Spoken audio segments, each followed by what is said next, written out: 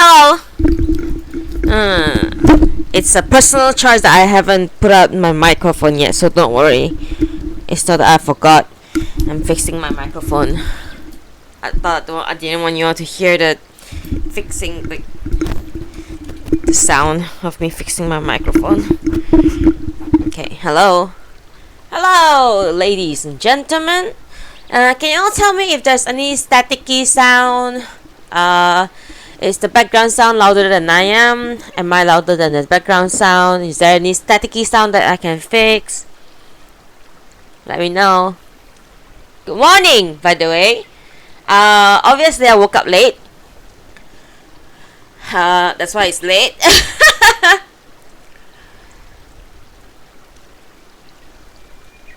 have my coffee and breakfast, but I haven't had that yet. It's right in front of me. Good morning. Mic is high but very hearable. I can put it down a little bit, like this. What about this? Is this better? Can you hear me sip my coffee? Hey, Coco! Yo, what's up? Sorry, I've been gone. I've been gone for 3 weeks. I wanted to do Noodibles when I was gone. I wanted to do like a IRL Noodibles, but it just didn't. Oh, gathering! Perfect! I'll be a perfect background sound. I really want to take a bite into my breakfast right now. I don't care.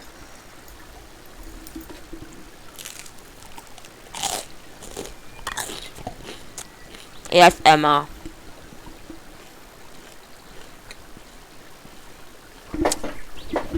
Exactly.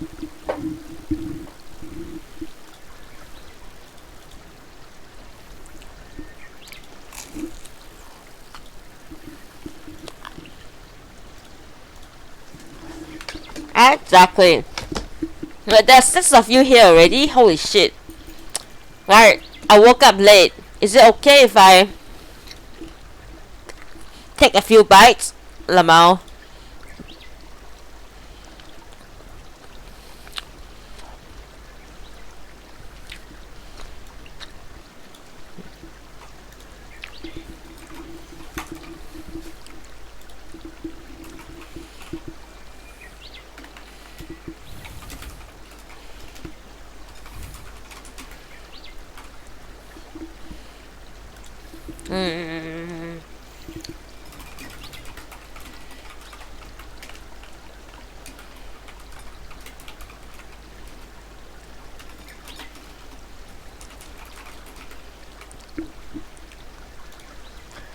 Alright.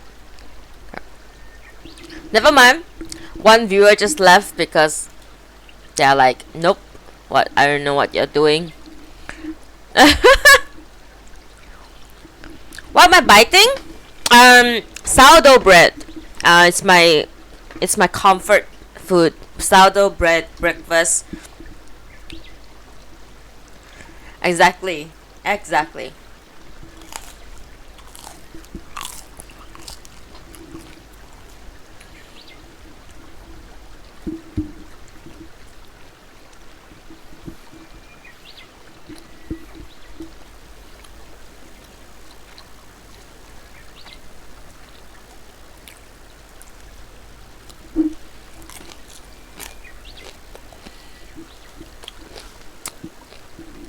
Guess why my character in my VTuber model has purple hair.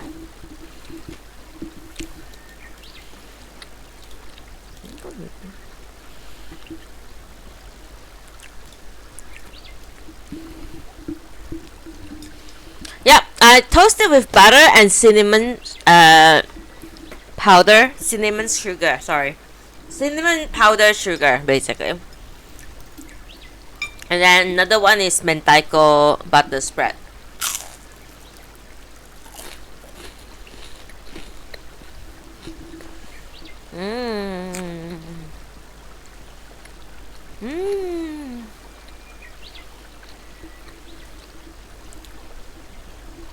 It's savory. It's like a bit salty.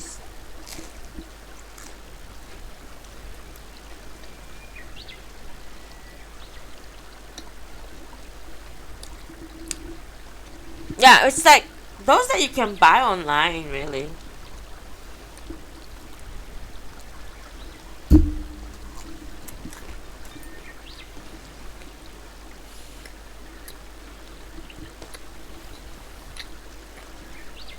Okay, I think that's it for my breakfast. Oh my god.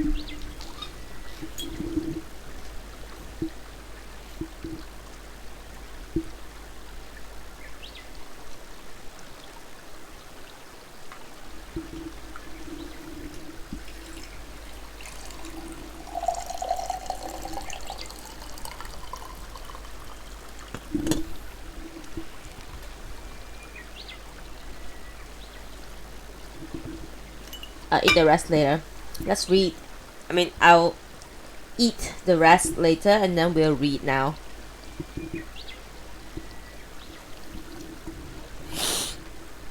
Bing bong, bing bong. Sound good? Sound good? Okay.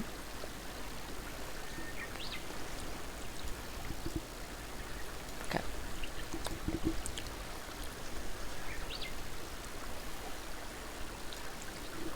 I need to remember everything. Put my... Okay. Put that. This is over here.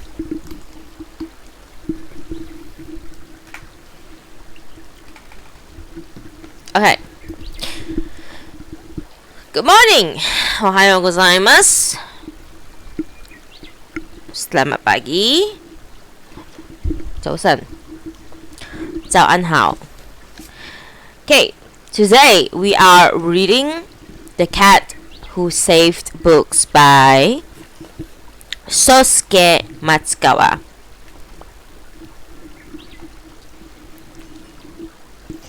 Chapter 1.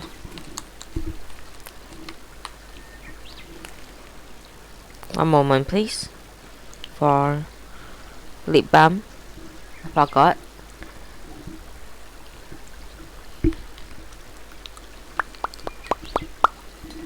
Okay. Chapter 1. How it all began.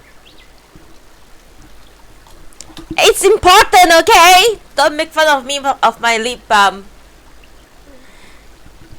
Chapter 1 lip balm. No, just kidding. Chapter 1. How it all began.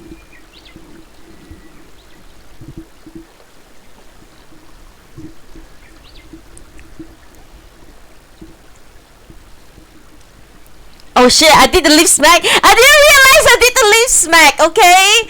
Oh my god. It's just part of my brain, okay?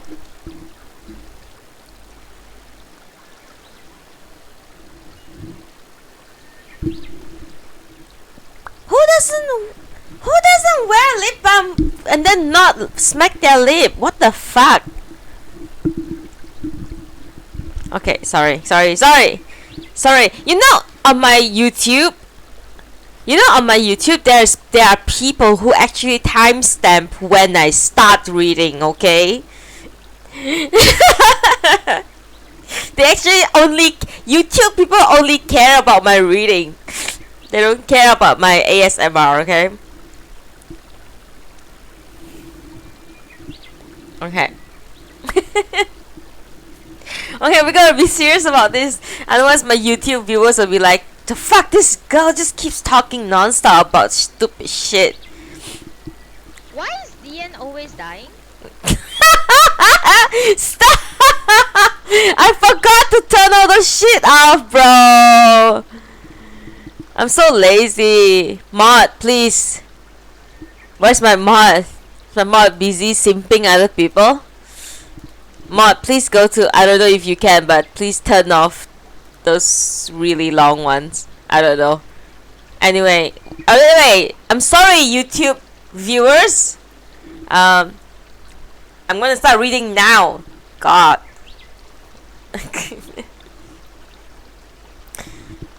Today we are reading The Cat Who Saved Books by Sosuke Matsukawa or Matsukawa Sosuke. Chapter 1: How It All Began. First thing first, Grandpa's gone. The tale that follows it is pretty outrageous, but he knows that one fact is absolutely real. It's as real as the sun rising in the morning and his stomach rumbling with hunger at lunchtime. He has tried closing his eyes, blocking his ears, pretending he doesn't know anything, but his grandfather isn't coming back. Rintaro Natsuki stands there silent and still in the face of this harsh reality. On the outside, Rintaro seems like a calm, collected young man, but some of the people at the funeral finds him eerie. He seems way too composed for a high school student who has just suddenly lost his closest family member. Sticking to the corner of the funeral parlor, Rintaro's eyes stay locked on the portrait of his grandfather. In truth, Rintaro isn't calm and collected at all. The very idea of death is unfamiliar to him. He can't make the connection between it and his grandfather, a serene man who seemed to exist in a different realm. He never thought death would come for Grandpa, who relished his simple life, almost monotonous Why life. is Ian always dying? My God, stop! That cracks me up all the time. I have to stop you guys from doing this. I'm sorry. Okay? My God.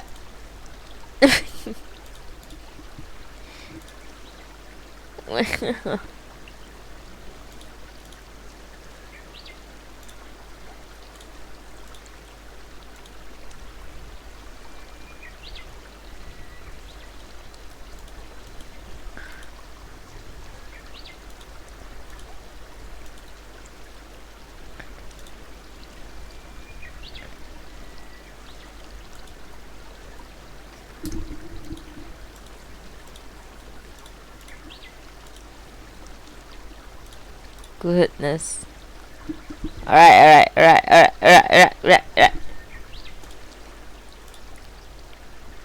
Hey, Arum! Good morning, Arum. Alright. I like that you chose that. Everyone liked the soundbite so much. The end is always dying somehow, some ways. Oh my God! Shit. Continue. He never thought death would come for Grandpa, who relished his simple, almost monotonous lifestyle. As Rintaro looks at him lying there, not breathing, he feels detached, as if he were watching a badly performed play. Now, lying in his white coffin, his grandfather looks just the same as ever, as if nothing had happened at all, as if at any moment he might just get up and mumble, "Right then," light the paraffin heater and go make his usual cup of tea. It would have felt perfectly normal to Rintaro, but it doesn't happen. Instead, the old man remained in his casket. His eyes closed and with a solemn look on his face.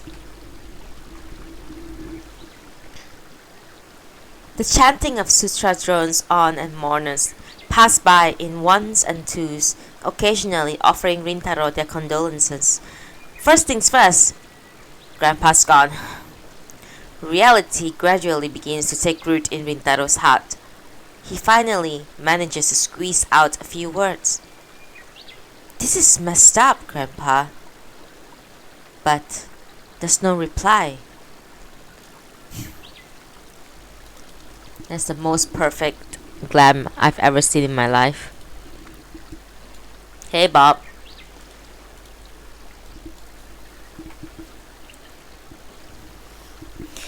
Rintaro Natsuki was an ordinary high school student. He was on the short side, pale with a rather thick glasses, and rarely spoke. There was no subject at school he particularly excelled at, and he wasn't good at sports. He was completely average boy. Rintaro's parents had split up when he was just a baby, and when his mother passed away right around the time he started primary school, he went to live with his grandfather. It had been just two of them ever since. Such living arrangements were a little unusual for a typical high school student, but to Rintaro, it was just a normal part of his dull everyday existence. But now that his grandfather had passed away too, the story became more complicated. His death had been very sudden. His grandfather was an early riser, but on that bitterly cold winter morning, he wasn't in the kitchen like usual. Thinking it strange, Rintaro poked his head into the dim, tatami-matted room where his grandfather slept. The old man was still stuck inside his futon, having already breathed his last. He didn't look as if he had been in pain. He seemed to Rintaro more like a sculpture of a person sleeping. In the local doctor's opinion, he had most probably suffered a heart attack and died quickly. He passed away peacefully. Quote, if you combine the kanji character for go with the one for live, you got a strange looking word meaning to pass away. Somehow, seeing this word was what had shaken Rintaro the most. It struck him as out of place. The doctor quickly grasped the difficulty of Rintaro's family situation, and in no time an aunt from a distant city turned up. A kind-hearted and efficient woman. She dealt with everything from the paperwork related to the death certificate to organizing the funeral and all other formalities. As he watched her, Rintaro didn't forget to make sure he looked a bit sad, despite the lingering sense that none of this was real.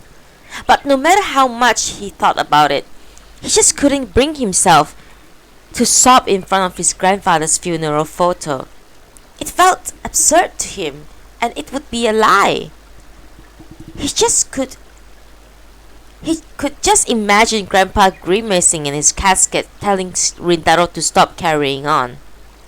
In the end, Rintaro bid farewell to his grandfather in a total silence. All he had left now was a concerned aunt and a bookshop. Natsuki Books was a tiny second-hand bookshop on the edge of the town. The shop didn't lose enough money to be considered a liability, nor did it make enough to be considered a fortune. It wasn't much of an inheritance.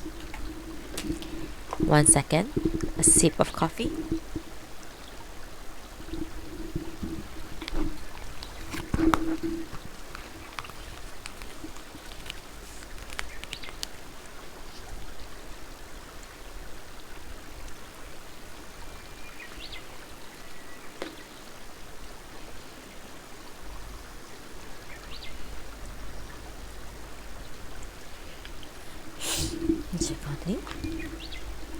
Hey Natsuki!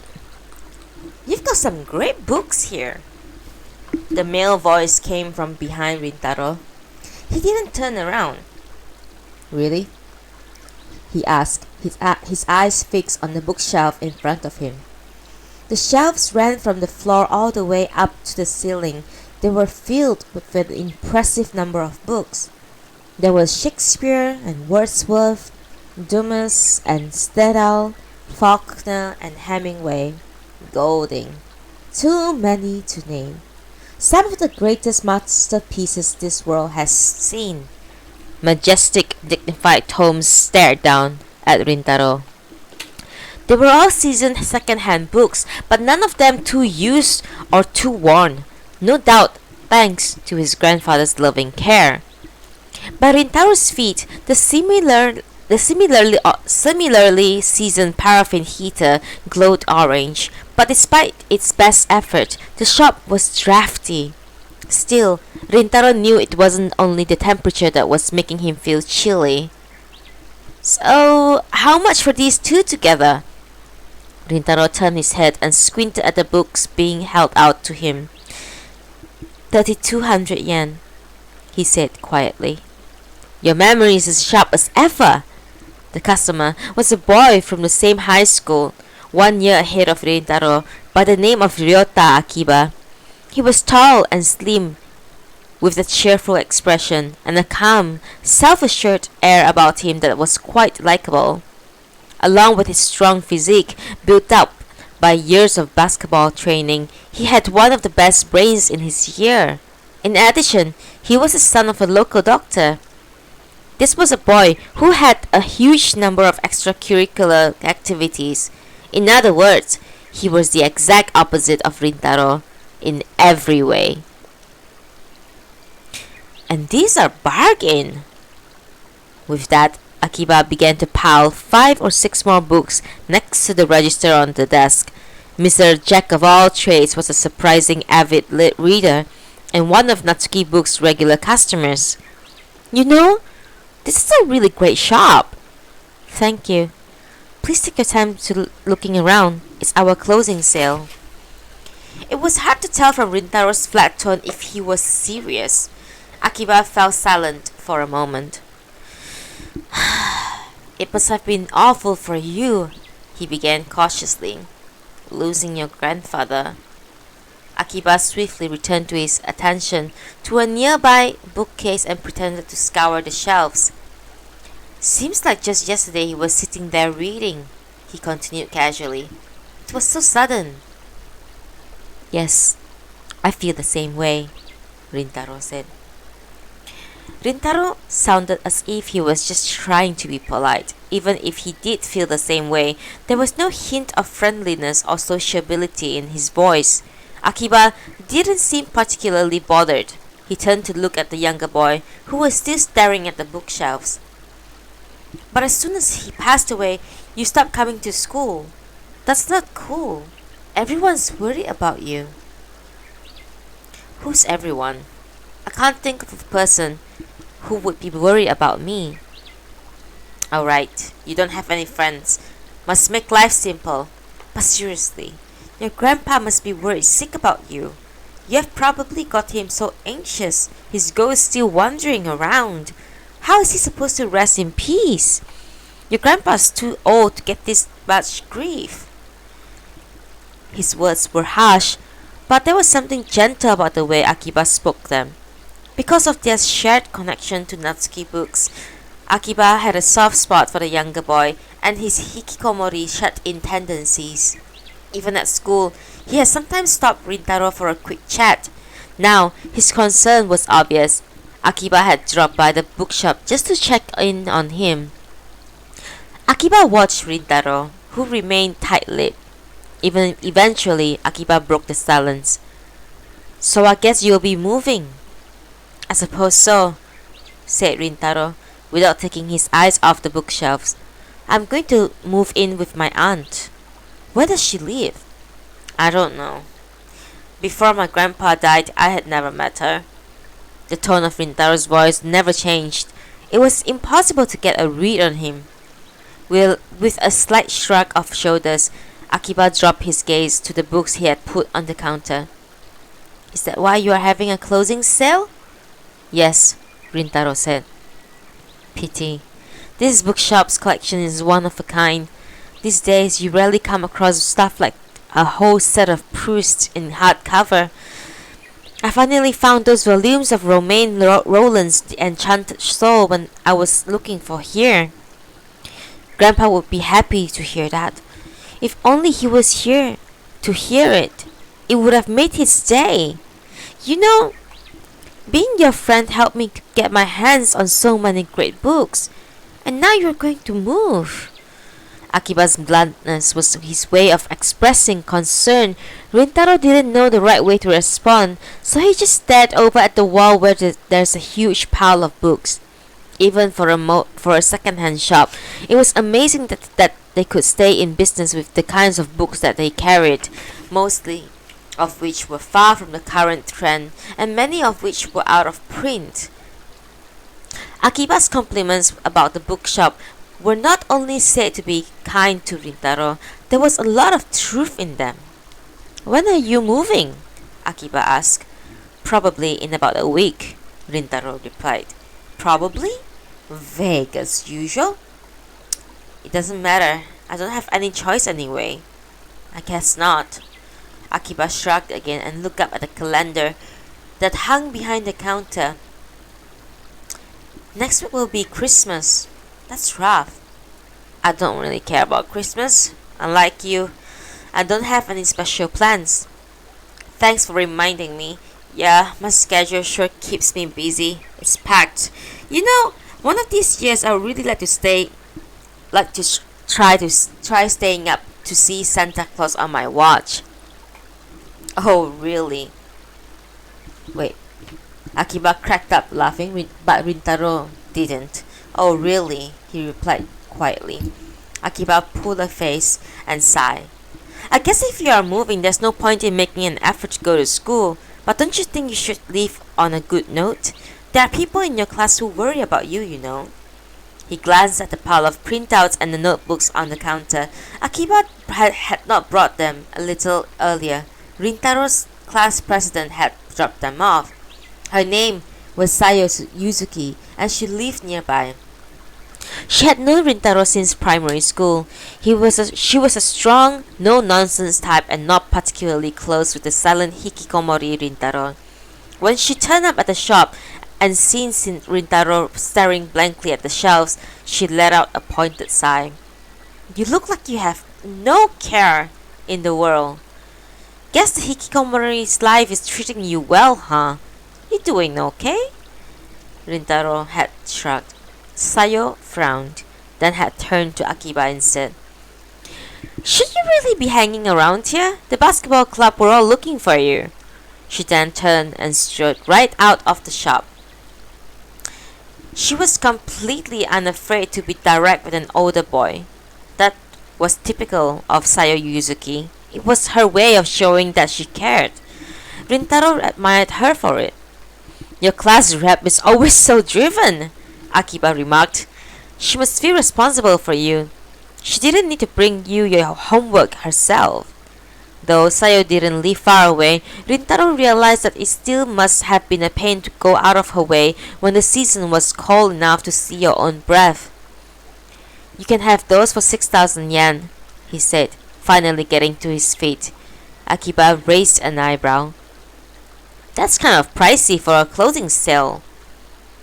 10% off. Can't do more than that. These are literary masterpieces that you are buying." "Classic Natsuki," Akiba said, laughing. He pulled several notes from his wallet and grabbed his scarf and gloves from the counter. As he secured his bag over his shoulder, he added, "Come to school tomorrow." And with his trademark cheerful smile, Akiba left the shop. Natsuki Books was thrown into silence. Beyond the door, the sunset gave off a reddish glow. In the corner, the heater, almost out of paraffin, was beginning to complain. It was about time to go upstairs and make some dinner. Even when his grandfather had been alive, it had been Rintaro's job, so it wasn't a big deal. And yet, Rintaro remained motionless, staring at the shop door. The sun sank lower in the sky. The heater gave out, and cold air began to fill the shop. Still, Rintaro didn't move. Sorry for the terrible reading. I'm very out of practice. Let me grab a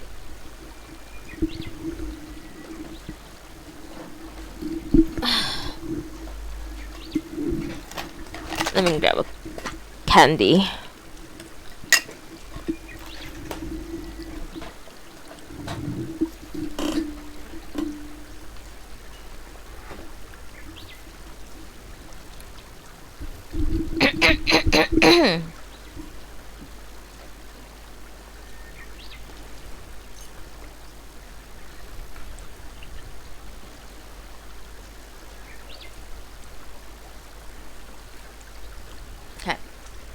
That was the first chapter. Wasn't the smoothest reading I've ever done, but I tried my best.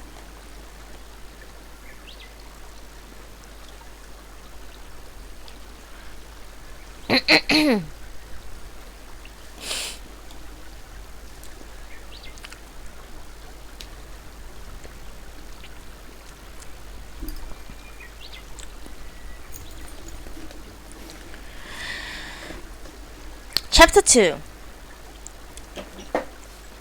Okay, just a reminder. We are reading The Cat Who Saved Books by Sosuke Matsukawa. We are now in second chapter and the cat has not appeared yet. Second chapter. The First Labyrinth. The Imprisoner of Books. Natsuki Books was a tiny shop tucked away on a street in the old part of town. It had a rather peculiar layout. Leading from the front entrance straight through the back of the store was one single long aisle. Each side of this aisle was lined with towering stacks of bookshelves reaching all the way to the ceiling, and every shelf was crammed full of books. Retro-style lamp hung overhead, their soft light reflecting off the polished wooden floor. About halfway down there was a simple wooden desk for handling sales, but besides that, and a couple of wooden stools, no other furniture or adornment of any kind. At the back of the store, the aisle ended at a simple wall of bare wood, and when you entered through the front door from bright daylight, you had the impression that the whole place was much deeper than it actually was. Surrounded by the walls of books, it felt like entering an endless passageway that disappeared into the darkness beyond. The image of his grandfather quietly reading a book under a lamp placed on the small desk was seared into Rintaro's memory. Its lines drawn simply but with care, like an oil painting by a master artist. Books have tremendous power. That was his grandfather's mantra. To tell the truth, the old man wasn't much of a talker, but when he got onto the subjects of books, he would suddenly burst into life.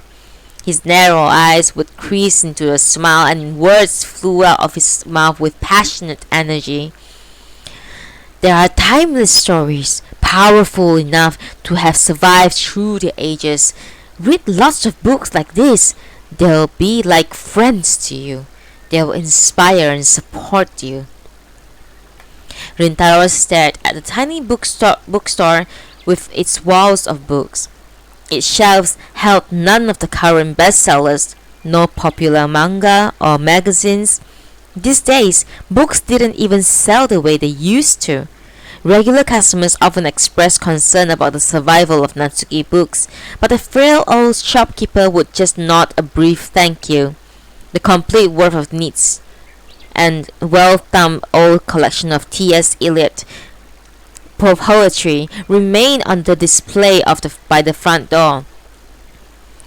This space that his grandfather had created was the perfect refuge for a boy who tended to be something of a recluse. Rintaro, who had never really fit in at school, got into the habit of coming here and immersing himself in books, voraciously reading anything he could find on the shelves. In other words, this was Rintaro's safe space, a place where he could find shelter from the outside world. But now, in a few days, Rintaro was going to be forced to leave Natsuki Books forever. "Grandpa, this is messed up," he whispered. At that moment, he was brought back to reality by the cheerful ring of the old-fashioned bell that hung on the front door. Normally, it would mean that a customer had come in, but right now, the door had its closed sign up. Outside, the sun had set, and beyond the glass door there was nothing but darkness. It felt as if Akiba had just only left, but somehow a great span of time had slipped by. Deciding the bell had been a trick of his imagination, Rintaro turned his gaze back towards the bookshelves. Kinda gloomy here, the voice startled him. But when he turned to check the doorway, there was nobody there. Pity? You have got quite a collection here. But these books are just fading away in this dingy old place.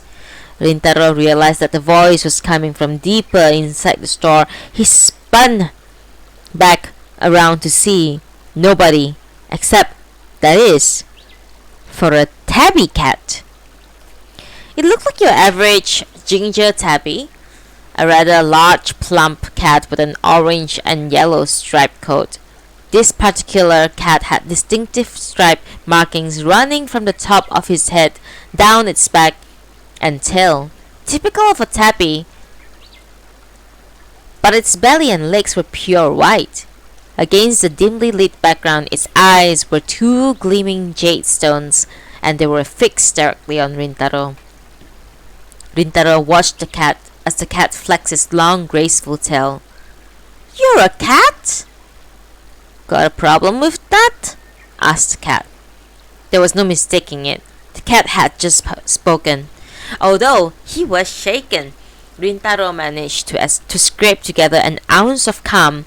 He shut his eyes tightly and counted to 3. Then he opened them again. A furry coat, bushy tail, 2 piercing green eyes, and 2 neatly triangular ears. There was absolutely no doubt about it. It was a cat. The tabby whiskers twitched. "Hey kid, something wrong with your eyes?" it asked. This wasn't a creature who minced words. No, Rintaro scrabbled around for the right thing to say. "My eyesight isn't all that good, but I can see that there's a talking cat sitting right in front of me." "Splendid," the cat said. With a nod, it continued. "The name's Tiger. Tiger the tabby." There was nothing more bizarre than a cat suddenly introducing himself to you, but Rintaro somehow managed to reciprocate. "I am Rintaro Natsuki." "I know. You're the proprietor of Natsuki Books." "New proprietor?" Rintaro was confused. This was the first he had heard of it. "I'm sorry to say I'm just a high school boy, a hikikomori," he explained. "My grandpa knew all about books, but he's not around anymore." "Not a problem," announced the tabby. "My business is with you, the new proprietor." It fixed Rintaro with the slightly narrowed eyes. "I need your help." "My help?" Rintaro asked. "Right, your help." "Help with what?" "There are books that have been imprisoned." "Books? Are you a parrot? Stop repeating everything I say like some half-wit." The words landed like a slap across Rintaro's face. The cat, however, paid no attention to his reaction. "I need to rescue those books," the jade eyes flashed, "and you have to help me." Rintaro sat for a moment in silence, watching the ginger tabby cat. Then he slowly lifted his right hand and began to fiddle with the frame of his glasses. It was his habit whenever he was thinking. "I must be really tired," he thought to himself. Rintaro closed his eyes and his hands still on his glasses frame. His grandpa's death and the stress of the funeral, it had all left him exhausted. He must have drifted off to sleep without realizing it, and now he was dreaming. Convinced by his own logic, he opened his eyes again, but there was still a tabby cat sitting calmly right in front of him. "Okay, now I have a problem. Come to think of it, I've been sitting staring at these bookshelves for days now. I've really fallen behind on my reading. Now, where did I leave the copy of Candide I just started?" All sort of random thoughts began to pop into his head. "Are you listening, Mr. Proprietor?" The tabby cat's sharp tone pierced the bubble of Rintaro's thoughts. "Look, kid, I'll say it one more time. I need you to help me save those books." "You say you need me, but Rintaro was struggling to find the right words. I'm useless. Like I said, I'm just a high school hikikomori, he said earnestly from his seat behind the register. For some reason, he couldn't make himself lie to this talking tabby cat. No problem. I already knew that you were a miserable, good-for-nothing shut-in, the cat sneered. But I still have a favor to ask of you. If you already knew that, then why are you asking for my help? There must be millions of people who could do a better job than me, Rintaro said. Goes without saying. And I've just lost my grandpa. I'm feeling pretty depressed right now. I get that. So then why? Don't you like books? The tabby cat's deep voice brushed off all Rintaro's protest. It was gentler now, but also filled with determination. Rintaro didn't really understand what the cat was talking about, but its strong presence and the power of its speech seems to rob him of all reason. The jade eye stared directly into Rintaro's. Yes, of course I like books. Then, what is stopping you? Everything about the tabby cat was bold and confident, so different from Rintaro himself. The boy began to fiddle with his glasses frame. Oh my god. The boy began to fiddle with his glasses frame again, desperately trying to figure out what was going on, but there was no explanation that made any sense. The important stuff is always difficult to understand, Mr. Proprietor, said the cat as if reading Rintaro's thoughts. Most people don't get that obvious truth. They just go about their everyday lives, and yet it is only with the heart that one can see rightly. What is essential is invisible to the eye. Well, Rintaro's eyes widened. I never expected to hear a cat quoting The Little Prince. Not into Saint-Exupéry. He's one of my favorite authors, Rintaro replied, pointing to the shelf nearby. But I think I like Night Flight best. And I couldn't put Southern Mail down. Splendid, said the tabby with a grin. The cat's composure brought a strong wave of nostalgia over the boy. Somehow it reminded him of his grandfather, except Grandpa had never been this talkative. So, you'll help me? Rintaro shrugged. Am I allowed to refuse? You are, replied the cat right away, and then added crankly, But I will be bitterly disappointed if you do. Rintaro grimaced slightly. So this cat turns out of nowhere, asking for help, then says that it's going to be bitterly disappointed if I don't agree. It just wasn't reasonable. Yet, there was something appealing about the cat's plain-spoken style. He couldn't get too mad about it. On reflection, this cat probably was a lot like his grandfather after all. So, what do you need me to do? Follow me. Where to? Come on. The cat turned around and headed not in the direction of the front door, but towards the shadow of the far end of the store. Rather confused, Rintaro followed, and he had barely taken more than a few steps before a very curious feeling of vertigo came over him.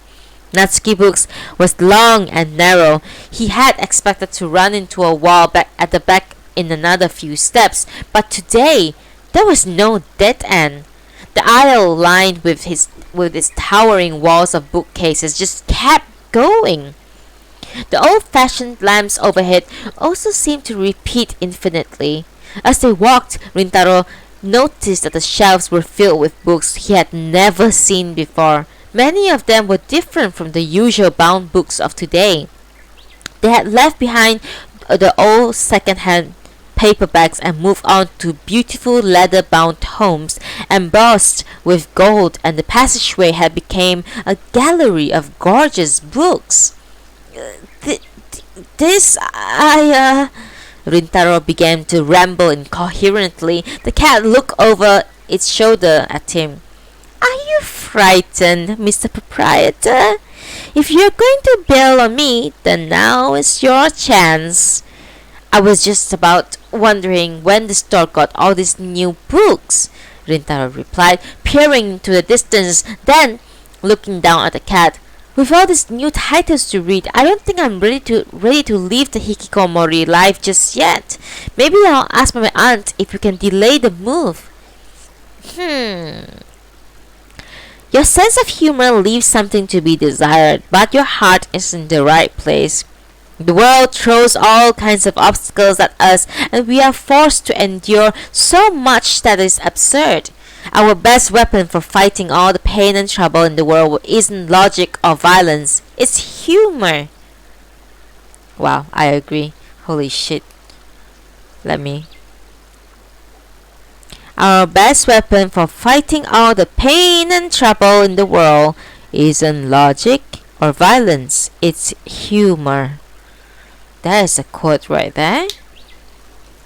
Having dispensed this nugget of wisdom in the style of some ancient philosopher, the tabby cat padded off again down the corridor. Let's go, Mr. Proprietor. Rintaro followed obediently. Soon, the bookshelves on each side were stocked with an assortment of thick volumes that were totally unfamiliar to him. And as the boy and the cat made their way forward, the passageway became infused with a faint bluish glow. It gradually brightened until eventually the whole space was filled with blinding white light. He saw bright sunlight and trees swaying gently. The white light faded, and Rintaro found himself surrounded by pleasant scenery. At his feet, flagstones gleamed brightly in the sunshine.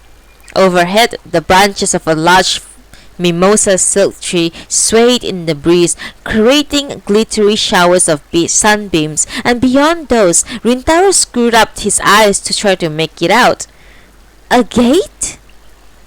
A short distance away, at the top of the flight of some stone steps, was a magnificent yokuimon roofed gateway. Its roof was made with traditional decorative tiles, and its great wooden doors polished to a fine gloss, but the overall feeling was of something vaguely oppressive. Rintaro looked left and right. In both directions, a perfectly even wall continued as far as the eye could see. Next to the main gate was a smaller door in the wall. The nameplate appeared to be blank. The regular flagstones stretching away into the distance were spotless. Not so much as a fallen leaf marred their surface. The particles of light that filtered through the spaces between the roof and the tree sparkled like dancing water droplets. There was not a soul in sight. "We are here," said the cat. "This is our destination." "This is where the books are? They are in prisons behind there." Rintaro took another look at the magnificent gate and the mimosa tree above. Its giant branches were covered in cottony blossoms. That was strange. It was December, which made this a very unusual mimosa indeed. But then again, from the outset, everything he had seen today had defied common sense. At this point, it seemed hardly worth taking issue with these hardy flowers. "What an impressive mansion! This gate alone is about the size of our bookshop," Rintaro said. "Don't worry, it's all a bluff. Behind a big impressive gate lives many sorry excuse for a man." Well, from the point of view of a high school student who lives in a sorry excuse for a house, I wouldn't say no to a gate like this. "Make the most of your freedom to stand around kvetching," said the cat. "If we don't manage to rescue those books, you'll be stuck in this labyrinth forever." Rintaro was flabbergasted. You seem to have left that part out." "Well, obviously. If I had told you that bit before, you would never have agreed to come out. Sometimes ignorance is bliss." That's a dirty trick. Is it though? Sitting there with your miserable face, it was pretty clear you had nothing much to lose. The cat's words were pure venom.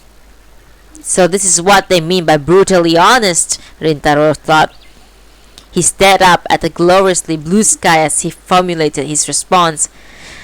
I don't get a kick of hurting dumb animals, but... He paused to readjust his glasses. Right now, I've got this overwhelming desire to grab you by the scruff of your neck and shake you. Splendid! That's the spirit! With utter composure, the cat began to climb the steps to the gate. Rintaro scrambled after it. Just wondering, what happens if we can't get back? We'll probably be doomed to walk this length of wall for eternity. Then again, I've never gotten stuck here before, so I really don't know, the cat admitted. That's not good. Rintaro stopped on the top step, right before the massive wooden doors. So, what exactly do I have to do? Just talk to the lord of the manor. And then, if you manage to persuade him, then we are done. That's it? Rintaro looked surprised, but the cat wasn't finished. I've got more assignment for you, it announced in a pompous tone. Would you mind pressing the doorbell? Rintaro did as requested. Out from the small door by the gate came an attractive woman dressed in a simple indigo kimono. From her restrained demeanor, you would have guessed she was an old lady, but her exact age was hard to judge. There was no air of warmth around her, and she had dead eyes. From the red ornamental hairpin stuck in her chignon and the porcelain whiteness of her skin, she could easily have been mistaken for an exquisite Japanese doll. Rintaro couldn't bring himself to speak. May I help you? She said in a monotone voice. The cat took over from the flustered boy. We would like to meet with your husband. The woman turned her lifeless eye onto the cat. Rintaro felt a nervous chill run through him, but both the cat and the woman seemed completely unfazed. My husband is a busy man. Unexpected visitors, the cat cut her off. This is a matter of great importance, and time sensitive too. Please let him know that we are here. Every day my husband receives visits from people who claim they have urgent and important business with him. But he's far too busy with his TV and radio appearances. It's not the kind of schedule that permits him to meet with unannounced guests. Please come back another time. We don't have time for that. The determination in the tabby's voice stopped the woman in her tracks. The cat seized the moment. We are here to discuss book matters. This young man here has vital information for your husband, and I'm sure he'll be able to find time for us. The cat's manner appeared to have an effect on the kimono-clad lady. She stood for a while, apparently considering its words, then finally, with a cursory, wait here, she gave a quick bow and disappeared back through the door. Rintaro stared at the cat. Who has vital information? He demanded. Let's not worry about the details for now. As I see it, we are using the bluffer's own tactics to stand up to him. Bluffing the bluffer, if you like. We'll work out what we are going to say once we get inside. That's so! Rintaro hesitated for a moment. Reassuring, he spat. The woman soon reappeared. She bowed to the boy and the cat before addressing them to the same monotone. This way, please. On the other side of the gate stood a magnificent mansion, the likes of which Rintaro had never seen. They walked across the neat flagstones, passed through the latticed front door, and took off their shoes at the genkan entrance foyer. Then they stepped up into a corridor with a polished wood floor. This led into the Engawa veranda that surrounded the house, which in turn led into a kind of connecting bridge that took them over towards an annex building. From the connecting bridge, they could see an extensive Japanese-style garden. Birds chirped in the trees, and neatly pruned azalea bushes were in full flower, once again blooming out of season. "Didn't you say the house would be modest?" said Rintaro. "I was speaking allegorically." "Stop prattling on. Save your breath." Rintaro and the cat were whispering furiously to each other, but the woman led the way didn't say a single word. As they walked, the scenery began to change. What had at first appeared to be a traditional Japanese residence underwent a very bizarre transformation. First, the wooden veranda became a marble staircase, and the extensive garden that at one moment they had been viewing from the balustrade of Chinese arch bridge suddenly became those of a Western palace, dotted with exquisite stone fountains and nude statues. And just ahead, beyond Japanese Fusuma paper doors painted with delicate bamboo designs, they could see a glittering chandelier and brightly painted vases sitting on Art Deco tea tables.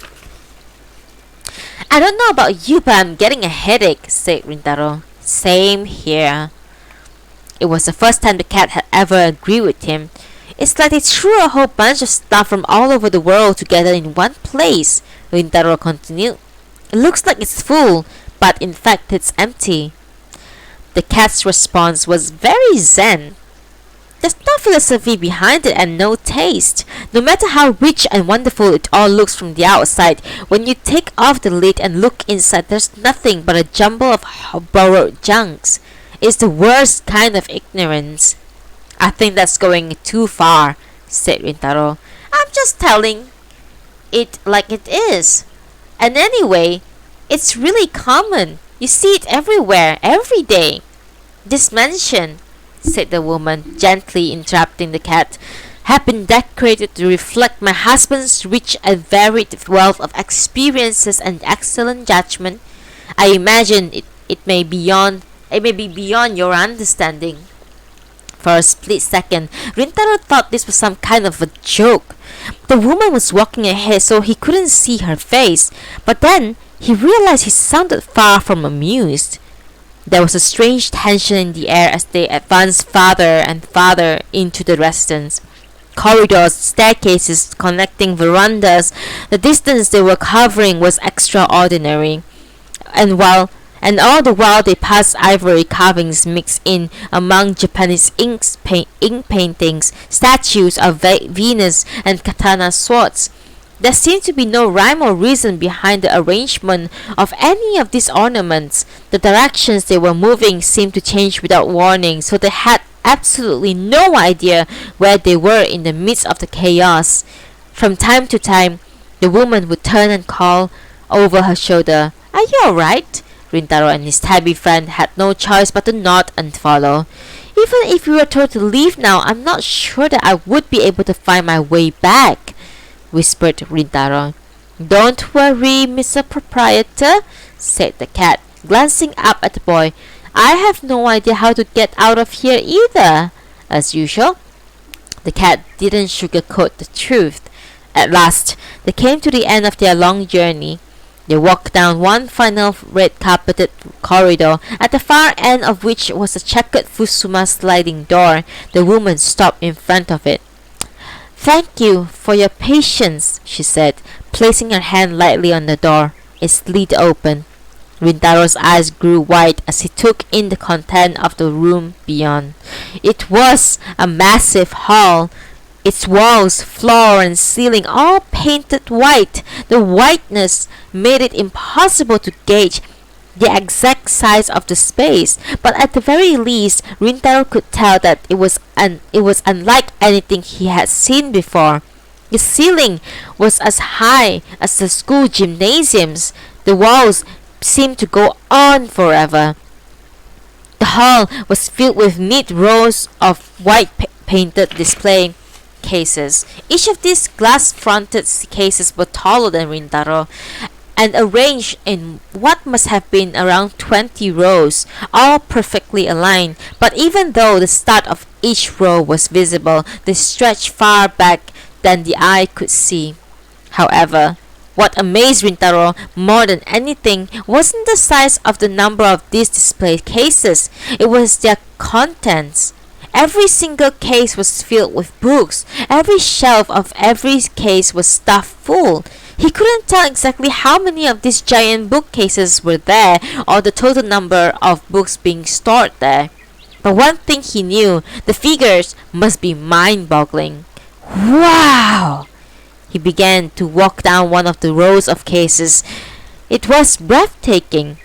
There was a huge variety of books from all different periods: literature, philosophy, poetry, collections of letters, diaries, every genre you could imagine. The quality and the number were overwhelming. And yet, every single book appeared to be brand new. There was not a mark to be seen on any of them. They were beautiful. I've never seen such an amazing collection, said Rintaro. I'm delighted to hear that. The voice resounded from somewhere deep among the display cases. Rintaro followed the source of the voice through the room from the bookcase to bookcase and finally came across a tall man sitting on a white chair. He wore a suit and the exact same bright white as the polished floor, sitting with crossed legs in a small swivel chair. His eyes were fixed on the thick book open on his lap. The cases on the far side of his chair had no books in them yet. In other words, they had come to the farthest point of the collection, the deep inside the storeroom. Welcome to my study. The man glanced up at Rintaro. He had a gentle smile, but a keen gaze, revealing a man of great sophistication. Rintaro recalled that the woman had mentioned appearances on television and radio. This man looked like someone you would see on television for sure. He looks really smart, muttered Rintaro to the cat. Are you really that easily intimidated? Stay strong. The man's gaze switched from Rintaro to the cat. Are you the one here to discuss book matters? Well, The man's eyes flashed coldly at Rintaro's tepid response. If you will excuse me, I'm rather busy. I really don't have the time to sit around idly chatting with some boy, particularly one who turns up unannounced, doesn't even bother to introduce himself, and then just stands there like a deer in the headlights. Oh, sorry. My name is Rintaro Natsuki.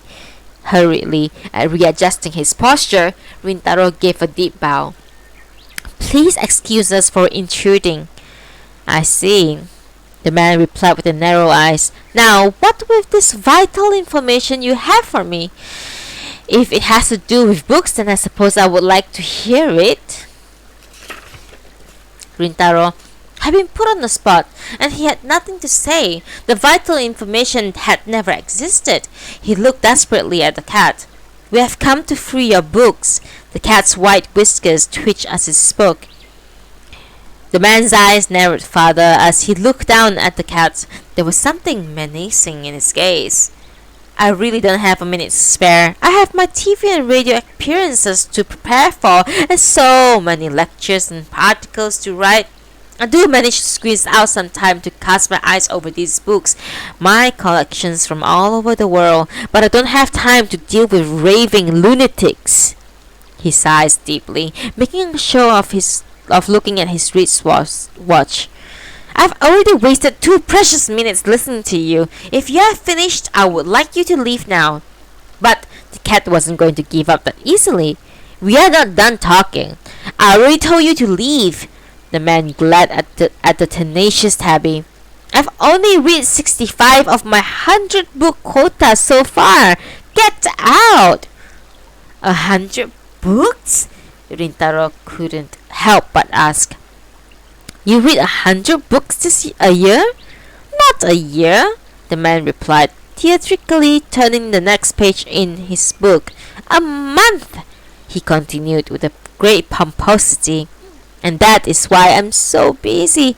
I welcome you, thinking you were bringing me news that might be to my benefit, but clearly I was mistaken. If you continue to waste my time, I will have you thrown out. Of course, once you leave this room, I have no idea whether the two of you will ever be able to find your way out again, but that's no concern of mine. His tone was icy. In the abrupt silence that followed, the only sound was the rustle of pages turning. The tabby cat glared at him aggressively, and the man was completely unperturbed. It was as if he had completely forgotten his visitor's existence. There was nothing more to be said. Rintaro was looking around helplessly when his gaze fell on one of the display cases. The man's collections really was varied, or perhaps simply random. The shelves were filled not only with regular books, but also magazines, maps, dictionaries. Nothing was arranged in any sequence or relating to any particular field.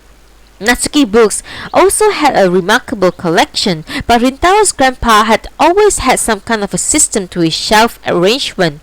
In contrast, despite its impressive appearance, the man's collection was in fact the total chaos.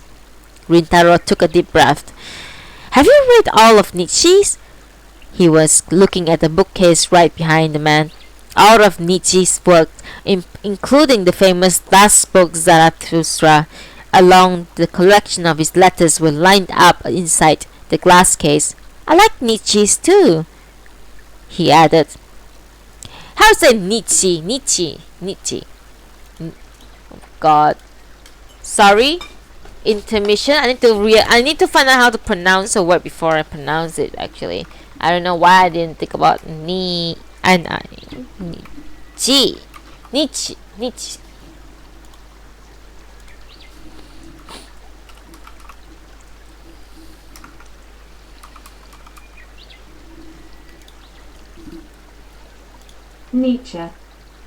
Oh.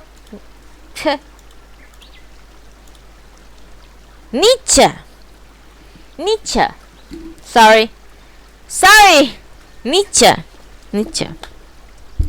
I like Nietzsche too, he added. There are people all over the world who claim to like Nietzsche, replied the man, without lifting his head from his book. However, there were very few people who say this after having read all of his work.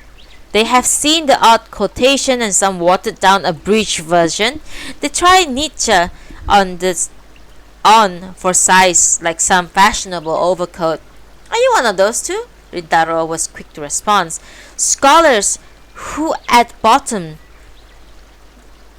do little nowadays but thumb books ultimately lose entirely their capacity to think for themselves.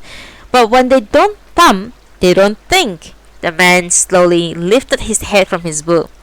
Nietzsche really was a straight talker, continued Rintaro hastily. That's why I like him. Without moving a muscle, the man... Oh, sorry. Without moving a muscle?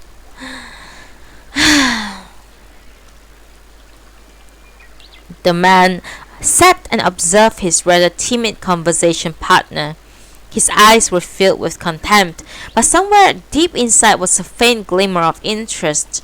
Finally, he closed his book. All right, I may be able to spare you a little of my time. The glacial atmosphere thawed a little. The cat looked at Rintaro with good measure of surprise, but Rintaro had no time right now for his feline friend. Under the pressure of the man's expression, he had to fight the instinct to run. He raised his voice. We came here because we heard you have a lot of books imprisoned. Well, you shouldn't believe everything you hear. See for yourself. I just have one copy of each book that I've read. I'm taking great care of them. Each book that you have read? Are all the books here ones you have already read? Naturally, he gestured around the cavernous hall.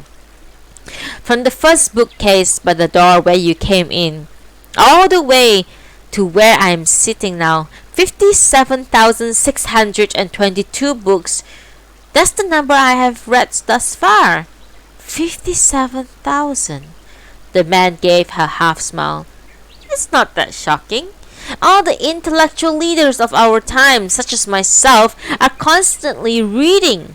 It's vital for us always to be brushing up on our philosophy and expanding our knowledge.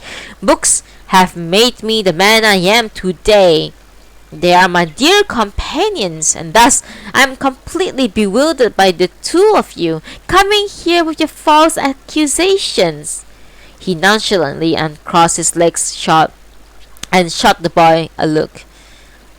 Rintaro was hit by a seething wave of self-importance and pride so strong he thought it would knock him off his feet. Nevertheless, he stood his ground. Rintaro was genuinely perplexed. But then, why are you keeping your books like that? The glass case was all tightly shut, the handles padlocked together. Rintaro didn't understand the exact meaning of the cat's words. The books have been imprisoned, but he did know that this was no way to display books. The cases were beautiful but suffocating. It's unnatural, Rintaro said. The man frowned. These books are important to me. I love books. What's unnatural about guarding your treasure? Because you're treating them like museum pieces, putting a great padlock on them like that. They're your books, but you can't even get to them. Get to them? Why would I want to do that? I've already read them. Now, Rintaro was even more confused than the man. You're done after reading them once? You don't want to reread? Reread them? Are you an idiot? The words reverberated through the great hall. The man in the white suit reached out a long, slender finger and gently touched the glass of the nearest display case. Haven't you been listening to anything I said? I'm too busy reading new books. It's already tough enough to reach my monthly quota. I don't have spare time to reread things. So, you never reread your books? Said Rintaro, taken aback. Of course not. The man seemed genuinely shocked. He shook his head. I'm going to have to chalk your stupidity up to your age. Otherwise, the inanity of these last 3 minutes is going to throw me into despair. The world is full of books, you agree. It's impossible to count the number of books that have been and are still being written. To find the time to read the same books over again, well, it's just inconceivable. The words echoed hollowly in the cavernous space. Rintaro began to feel lightheaded and queasy. The world is full of readers, the man went on, but a person of my standing is required to read far more books than the average reader. Someone who had read 20,000 books is much more valuable than someone who has read only 10,000. And so why would I reread the same book when there are still piles of books that need to be read? Out of the question. Ridiculous waste of time. Something gleamed in the man's narrow eyes. It was a gleam that came from such utter self-confidence that it had begun to border on insanity. At a loss for words, Rintaro held his tongue and watched.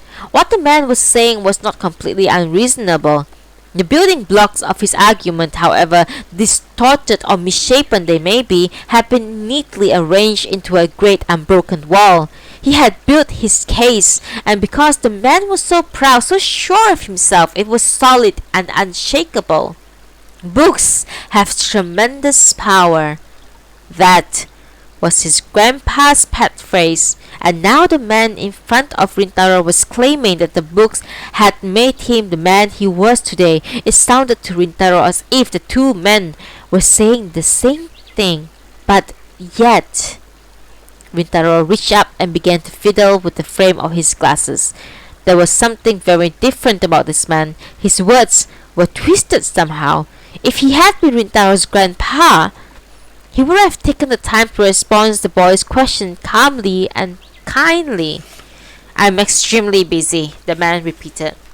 And with that, he turned his chair to face away from his visitor and towards the bookshelves. He opened his book again, then raised one hand to point in the direction of the door. Please leave. Rintaro didn't move. The cat, too, appeared to be in deep thought.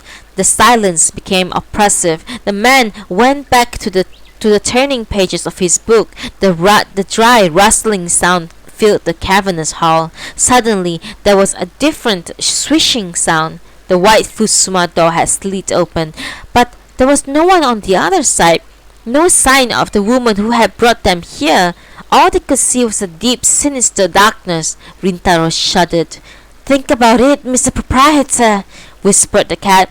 This one is only a tough rival because there's truth in what he says. Truth? Right. This labyrinth runs on the power of truth, and it doesn't matter how contorted the truth may be, as long as the personal conviction is involved, it won't collapse easily. But not everything he says is true. The cat took a measured pace forward. He has a weak spot, he hissed. He's very skilled at spouting heaps of words, but it can't all be true. There's got to be a lie in there somewhere.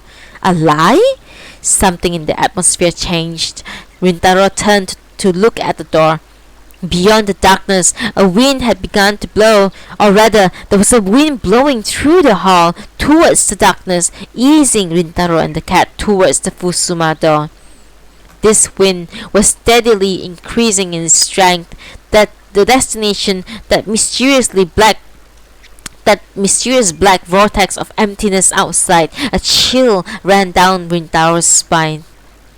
He turned back to see that the man was still engrossed in his book as if nothing were happening. It looked as if he had nearly reached the end of that great thick volume, and after he turned to the last page, that finished book would be no more than a decorative object somewhere in the chaos of this book vault, stuffed into one of these showy glass-fronted cases, locked up never to be handled again.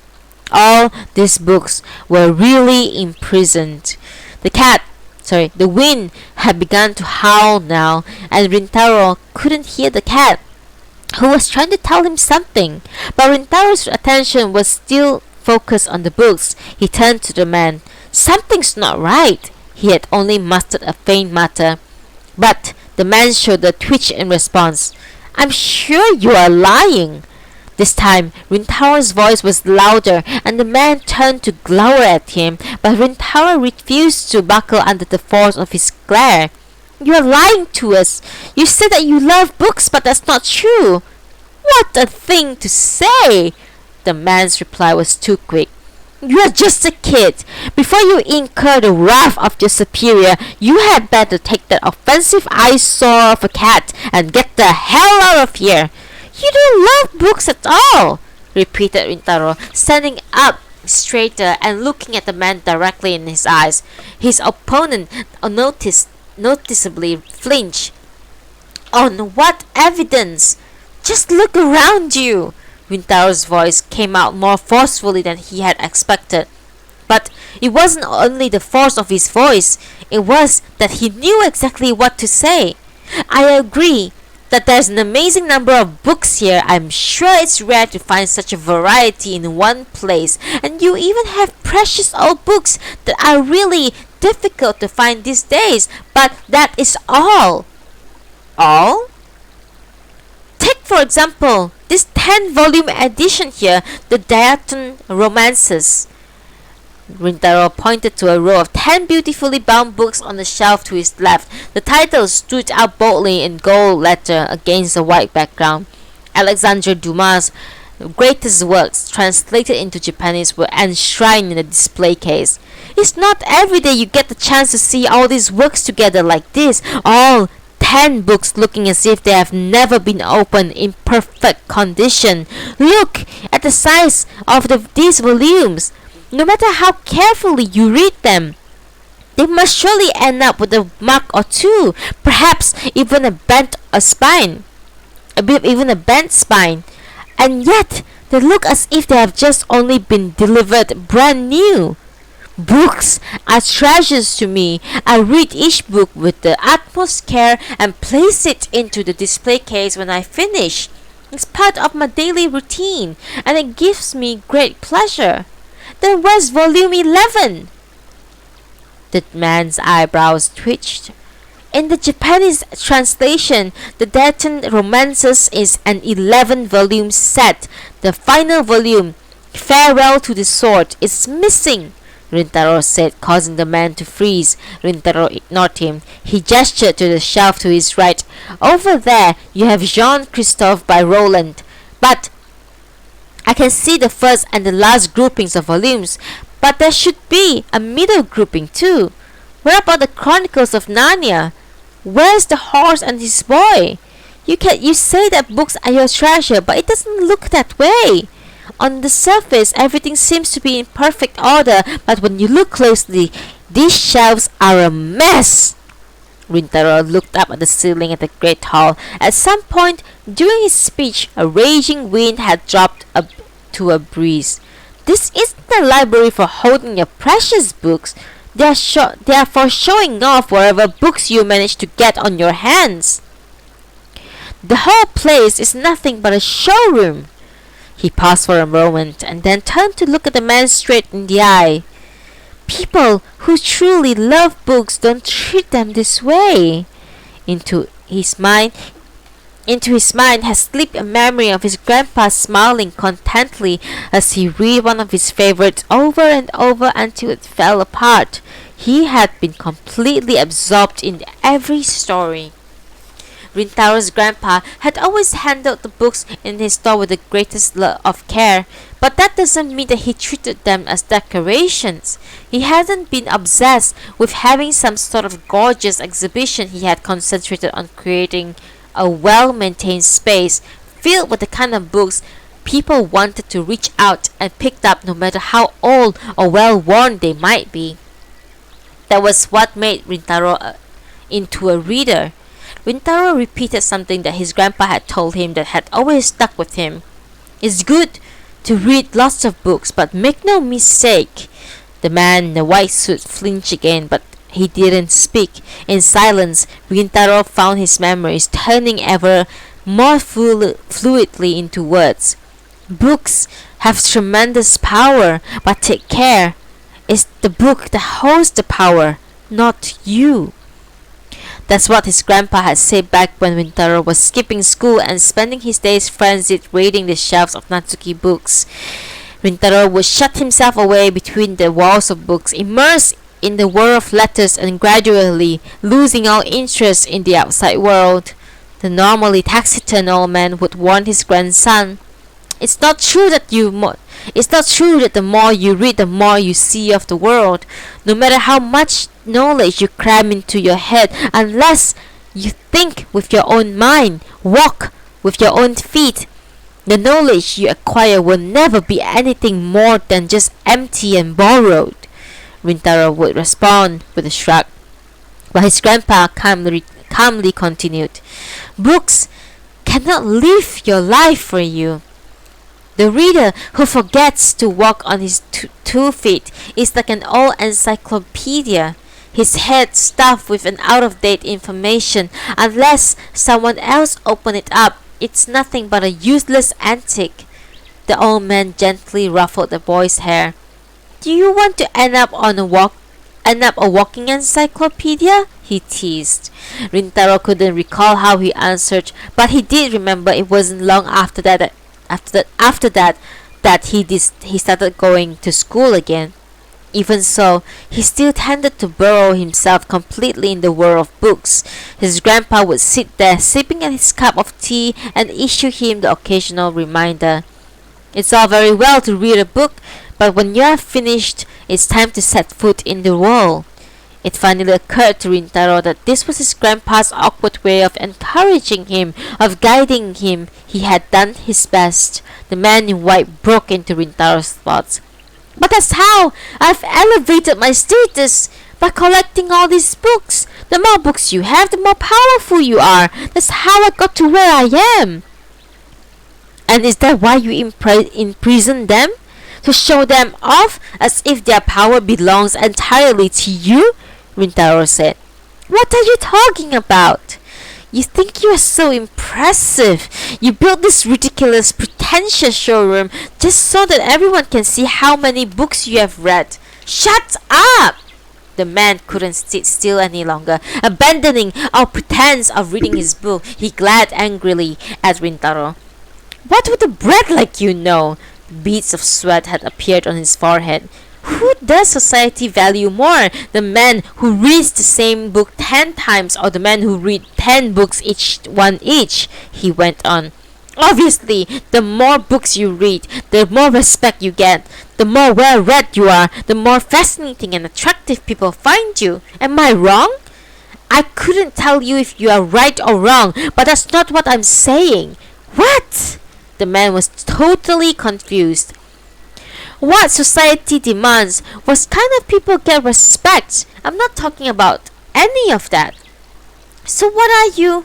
All I'm saying is that you don't love books. The only thing you love is yourself. As I think I already mentioned, people who truly love books don't treat them this way.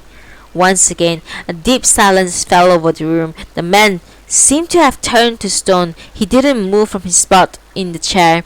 His hand still grabs his open book. Previously so stuck up and arrogant, it looked as if he had shrunk a whole size smaller. The slight breeze dropped by, and the room had become still. Rintaro turned to see that the Fusuma door had closed again. Do you... The man opened his mouth to speak, but stopped again, right away. The room was quiet again as he searched for the right words. Finally, he seemed to settle on a phrase. Do you love books? It wasn't the abruptness of the question that surprised Rintaro. It was a sincere light that radiated from the man's eyes. It was such a difference from the coldness and the overbearing attitude he had demonstrated until now.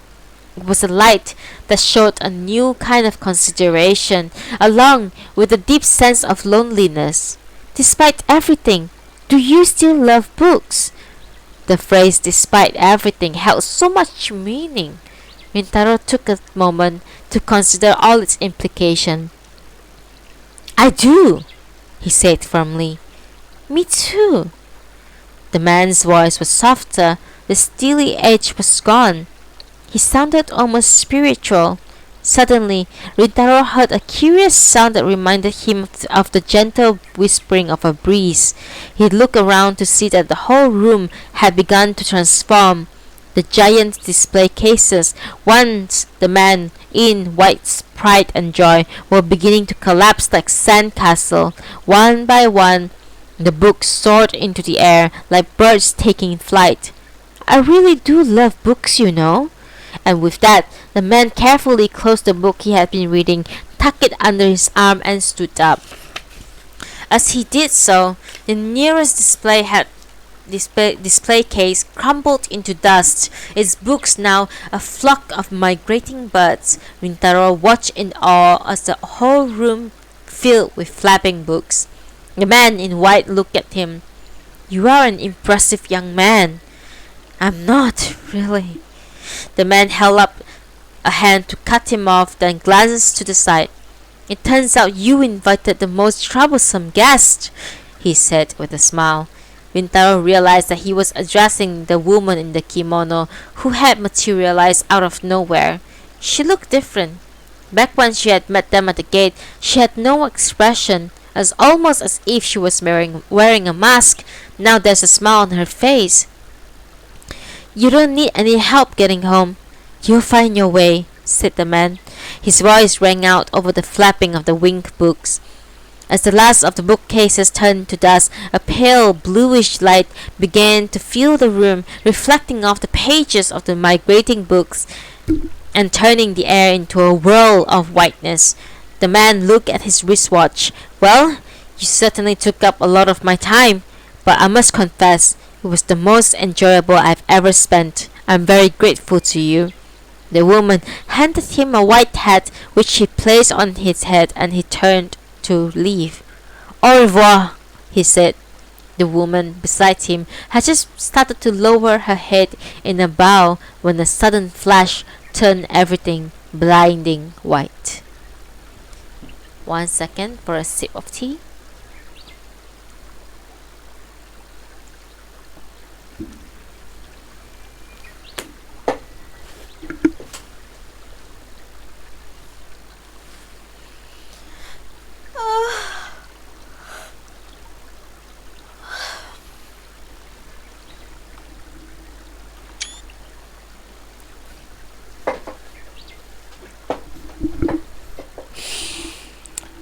At 7 a.m. the following day, Rintaro was in the kitchen. He finished his breakfast and opened the door to the bookshop. He went in, turning on the lights, raising the window blinds, and letting some air into the space. The cold breeze that poured in blew away the old stagnant air. Rintaro swept off the stone steps that led to the door and then switched his broom for a feather duster and set to work dusting off the bookshelf. This routine was one his grandfather had performed every morning.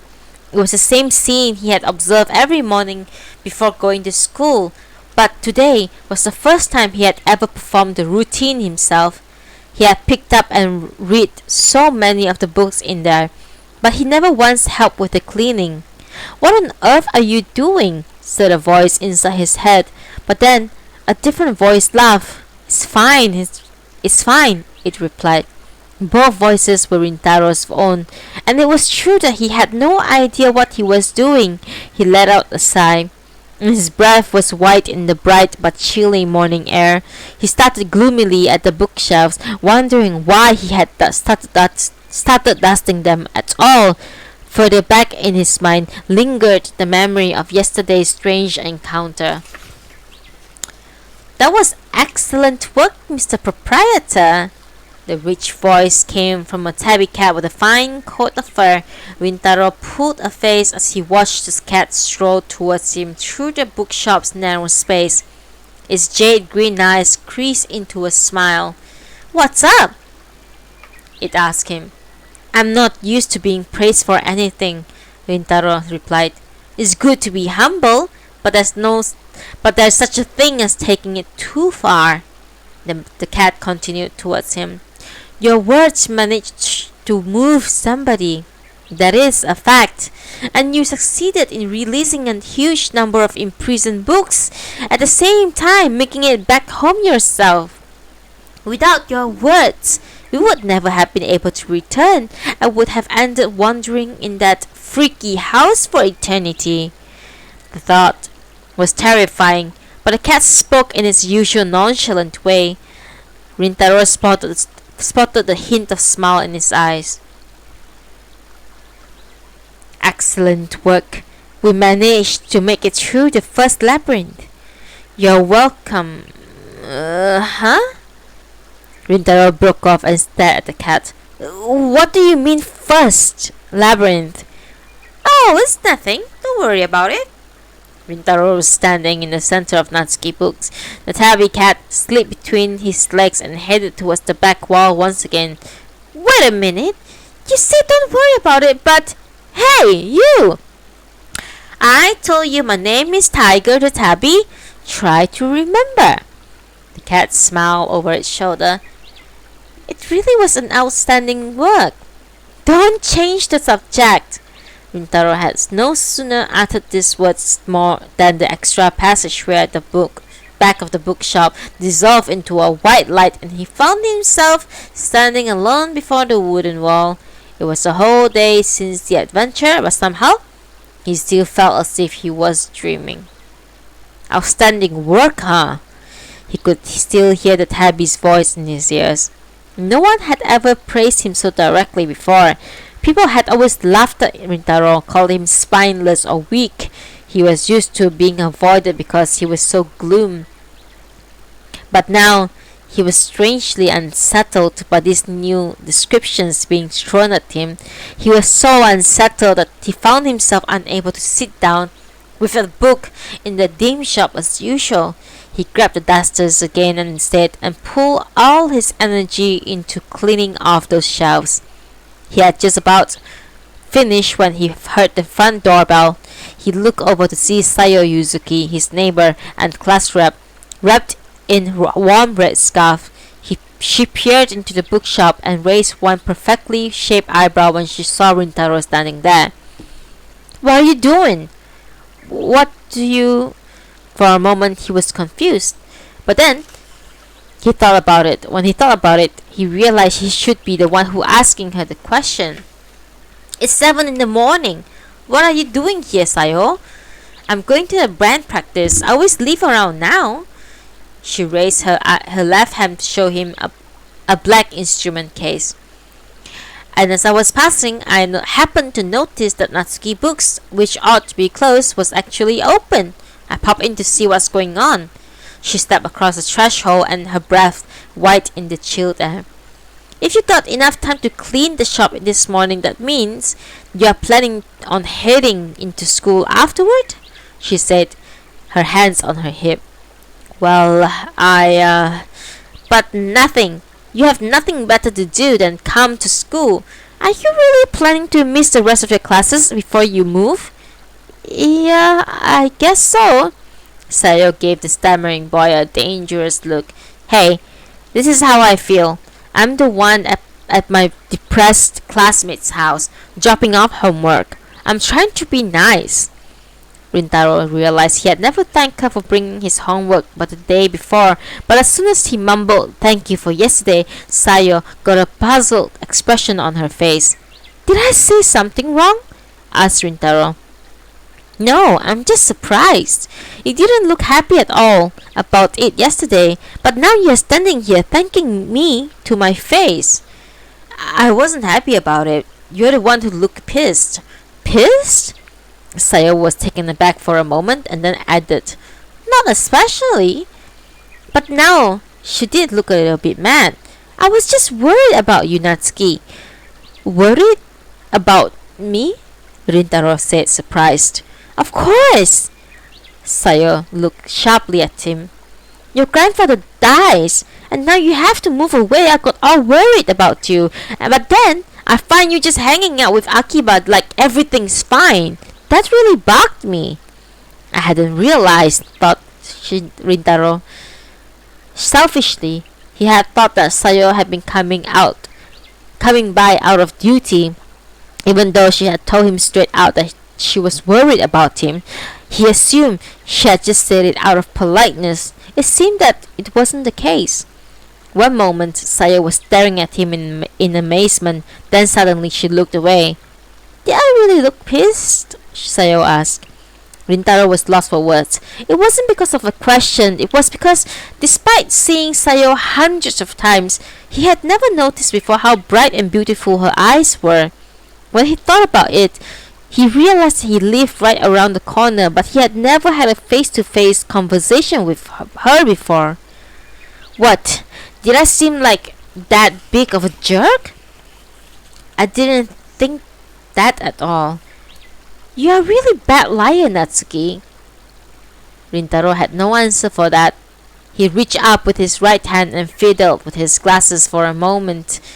"I've got Grandpa's old tea set," he said finally, pointing awkwardly towards the back of the shop. "If you have time, I could make you a cup." Ugh, thought Rintaro. What a stupid line that was. His clumsy invitation was met with a mild grimace from his cheerful classmate. "What's that? A pickup line?" Sayo asked. "Of course not." "But as an invitation to someone who came all the way here to bring you homework, it's not bad." It was a slick response. She moved over and plopped down on the stool next to Rintaro. "I'm going to give you points for effort," she said. "Thanks for that." Rintaro barely had time to sigh with the relief before Sayo continued. "I'll have a cup of Darjeeling with plenty of sugar." Her upbeat voice was like the unexpected arrival of spring in the midst of winter. And boys and girls, that's the end of reading session today. I know it's a short one, but they only have like 4 chapters.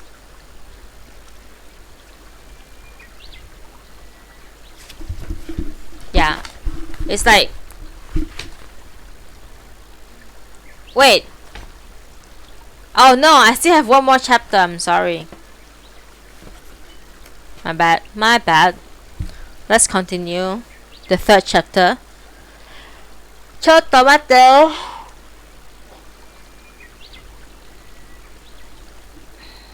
Oh shit, I forgot about.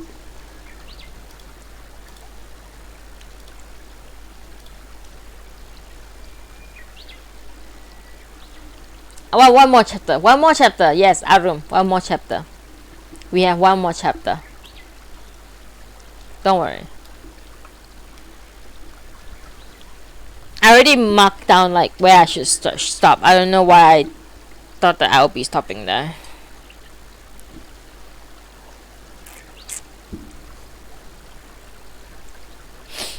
One second for lip balm.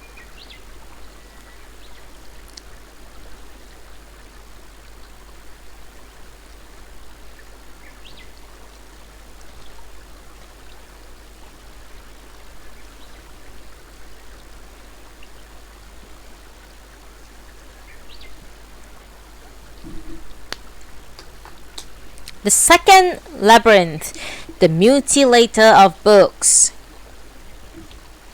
Rintaro's grandfather had always been a mysterious character. He seemed to inhabit a slightly different reality than the one Rintaro knew. A man of few words, elusive but not standoffish or cold. He came across as quiet, wise old man. He would get up at 6 a.m. and finish breakfast by half past. By 7 a.m. he would have prepared bento lunch boxes for both Rintaro and himself. Then he would open the doors and window to air out the shop and water the outside plants. From morning time, when he saw his grandson off to school, to the early evening when Rintaro returned, he never surfaced from his ocean of second-hand books. His daily routine was regular, unchanging like a river flowing steadily into the sea. You would imagine this little old man had lived his whole life in that bookshop, but that couldn't have been further from the truth. Rintaro's grandfather didn't talk about it much, but he had once held a rather important post at a university somewhere. Rintaro heard that from one of the elderly customers that he had suffered some kind of a breakdown. The man who confided this to him was a silver-bearded gentleman who always turned up at the shop dressed in suit and a bolo tie. He had dropped by from time to time to purchase some thick work of literature or occasionally foreign language books. He told Rintaro that he used to be a colleague of his grandfather's. "Your grandpa is a wonderful human being," he once told Rintaro, reaching down and ruffling the boy's hair. That must have been when Rintaro was still a junior high school. Grandpa had been out on an errand, leaving his grandson in charge of the shop. He took some of the world's most troubling problems and did everything he could try to find a solution. He made the greatest efforts, dedicated his whole mind to them. He did seriously brilliant work. The silver-haired man absent-mindedly stroked the exquisite cross-shaped sign on the cover of a book as he reminisced. But the man broke off. He sighed as he scanned the bookshelf in front of him. It wasn't enough. He retired from the world stage before accomplishing his goal. World stage? Rintaro didn't associate that kind of phrase with his grandfather at all. What was my grandpa trying to accomplish? Rintaro asked. The old man smiled. Nothing exceptional. He just tried to remind people of the obvious, not to tell lies, never bully someone weaker than themselves, to help out those in need. Rintaro looks confused. The old man grimaced slightly. Because the obvious is no longer obvious in today's world. He gave a deeper sigh, then continued. In today's world, a lot of what should be obvious has been turned upside down. The weak are used as stepping stones and those in need are taken advantage of. People just get caught up in this pattern. Nobody stands up and calls for it to stop. But my grandfather did? Rintaro asked. Yes, he said stop. He said it was all wrong. He patiently kept trying to persuade people. The old man continued to tell the boy how, despite his grandfather's efforts, nothing ever changed. As if he were handling an elegant glass carving, he gently placed two heavy volumes onto the cash desk. They were James Boswell's Life of Samuel Johnson. Do you have the third volume too? We do. Up there, to the left. Second shelf from the top. Probably next to the Voltaire. The old man nodded and smiled. He went to the shelf and brought back the volume that he had been looking for. Are you saying that something happened to Grandpa's job at the university, so he ended up opening his own bookshop instead? I suppose that's the gist of it, yes. But it wasn't quite like that. Rintaro stared blankly at the man. Your grandfather didn't just give up or run away without putting up a fight. He laughed. He simply changed his approach. Approach? Your grandfather opened a wonderful second-hand bookshop, and by doing that he was able to get all kinds of amazing books into the hands of many people. He believed that way he might be able to begin to right some wrongs, straighten out some of the things that had gotten twisted. What I mean is, this was the path that he chose. Not exactly the most glorious of routes, but a gutsy choice, typical of your grandfather. The old man paused from his earnest retelling and gave the boy a smile. Is this all a bit difficult for you to follow? It is, Rintaro thought. Right at that moment, he couldn't grasp all the details, but it was as if he was seeing things a little differently. If you asked him what had changed, he wouldn't be able to explain. But somehow in the last few days he had gotten into the regular rhythm of cleaning and maintaining. He gradually began to understand the connection between his taciturn grandfather and his little shop, Natsuki Books. Dusting the bookshelves, sweeping the front steps was monotonous, repetitive work, and it took a surprising amount of time and effort, but it had helped him to understand how patient his grandfather had always been and how much care the old man had always taken. Rintaro looked around the shop with affection. He was feeling a bit sentimental. He had spent an hour this morning cleaning and arranging the shop. Now strips of winter sunlight filtered through the slats of the lattice door and reflected off the wooden floorboards. The cheerful conversation he could hear outside the doubtless groups of high school students on their way to morning club activities. Their laughter was carried on the cold winter air. It really was the pleasantness of breezes. Slacking off again, Mr. Proprietor? What happened to school? It came out of nowhere.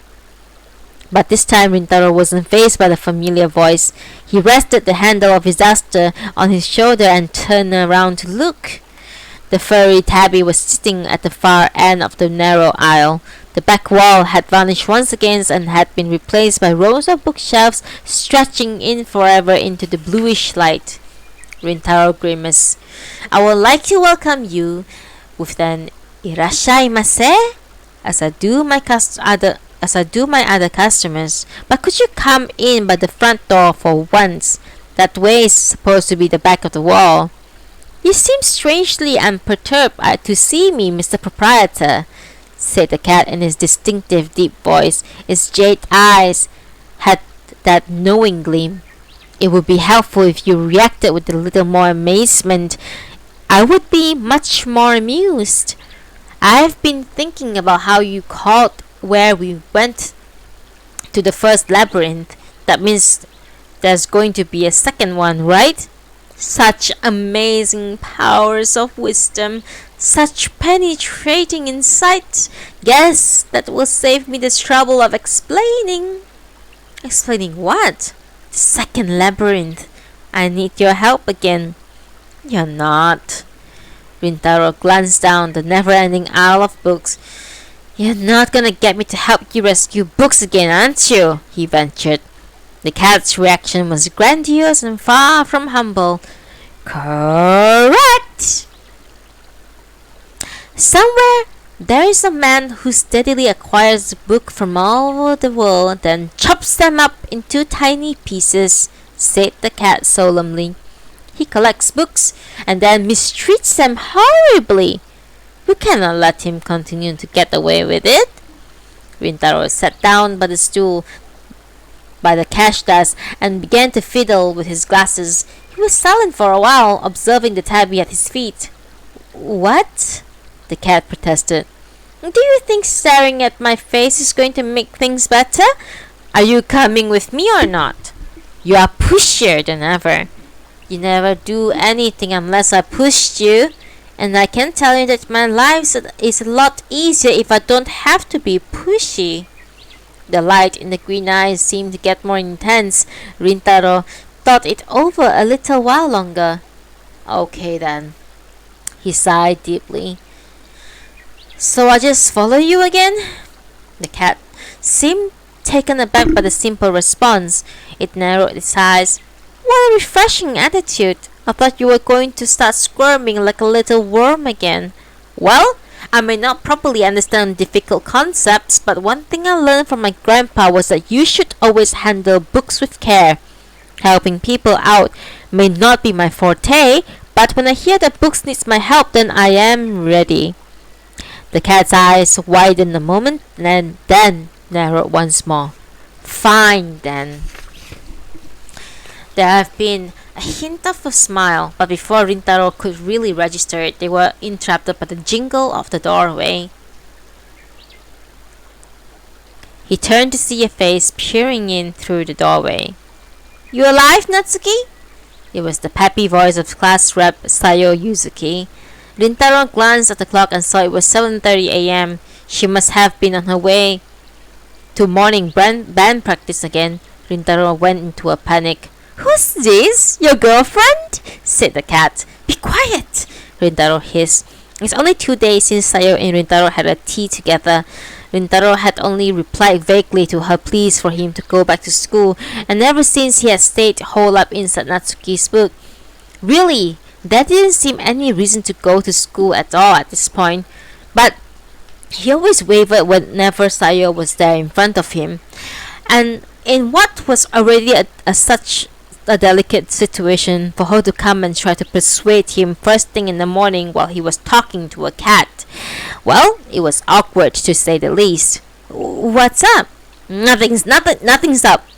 Frowning slightly, Sayo made her way uninvited into the shop. Rintaro heard the cat's voice whispering into his ear.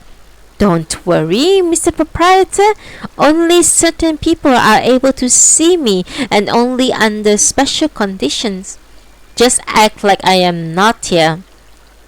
Rintaro was skeptical, but there was nothing to be done. You didn't turn up the other day, and it looks like you're not coming today either. Sayo said, No, that's not. So you're coming to school? Today? Yeah, I haven't. Seeing Rintaro was in peak waffling mode, Sayo glared at him. If you take another day off, I'll have to bring you homework again. The teachers are really worried about you too. Do you realize how much stress you're causing for everyone? As usual, she wasn't holding back. She already had so much dignity than Rintaro could ever have. Sorry, Rintaro said. This isn't about saying sorry.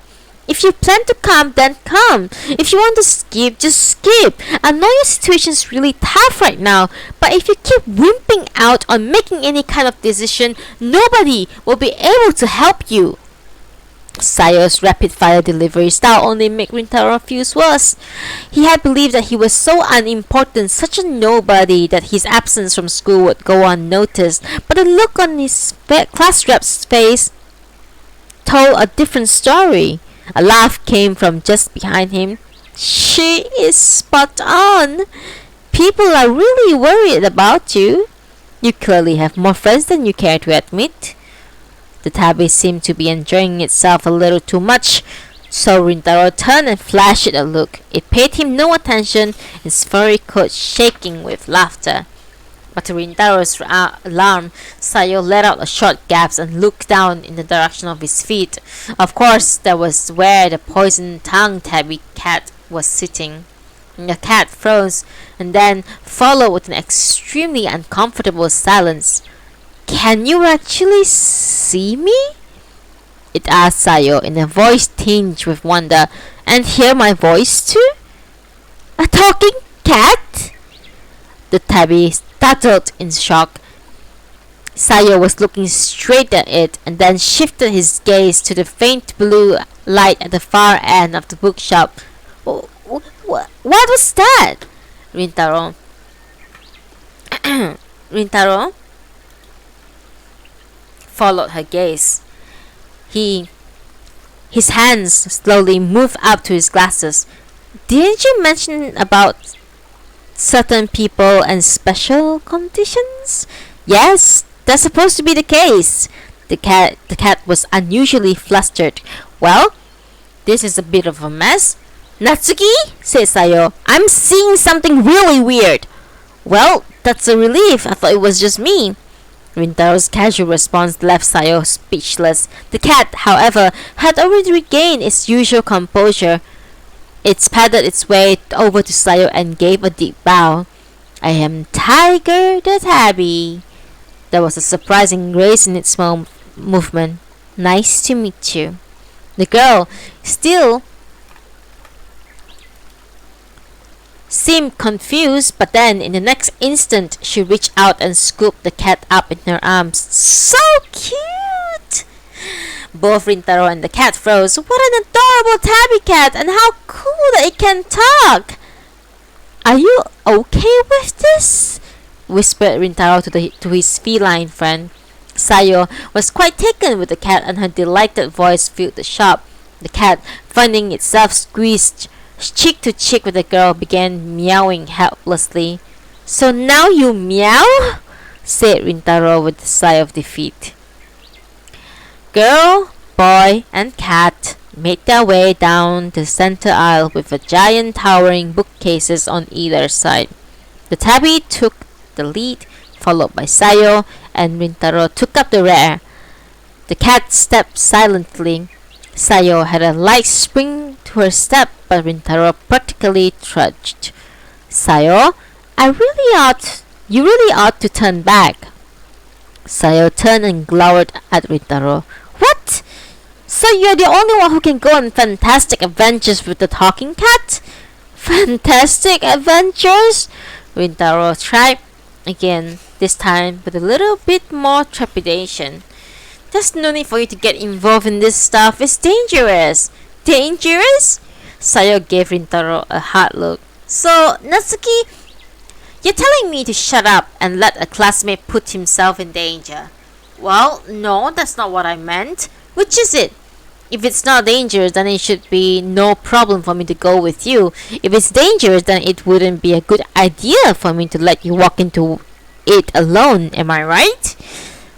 The phrase "straight as an arrow" was coined to describe Sayo Yuzuki. Rintaro thought. He admired her, compared with the procrastinating wishy-washy warrior that was Rintaro. Sayo's argument was clear and persuasive. A weakling of a shut-in like himself couldn't even try to oppose her. "Give it up, Mr. Proprietor," the cat interceded. "Whichever the way you look at it, you are going to lose the battle."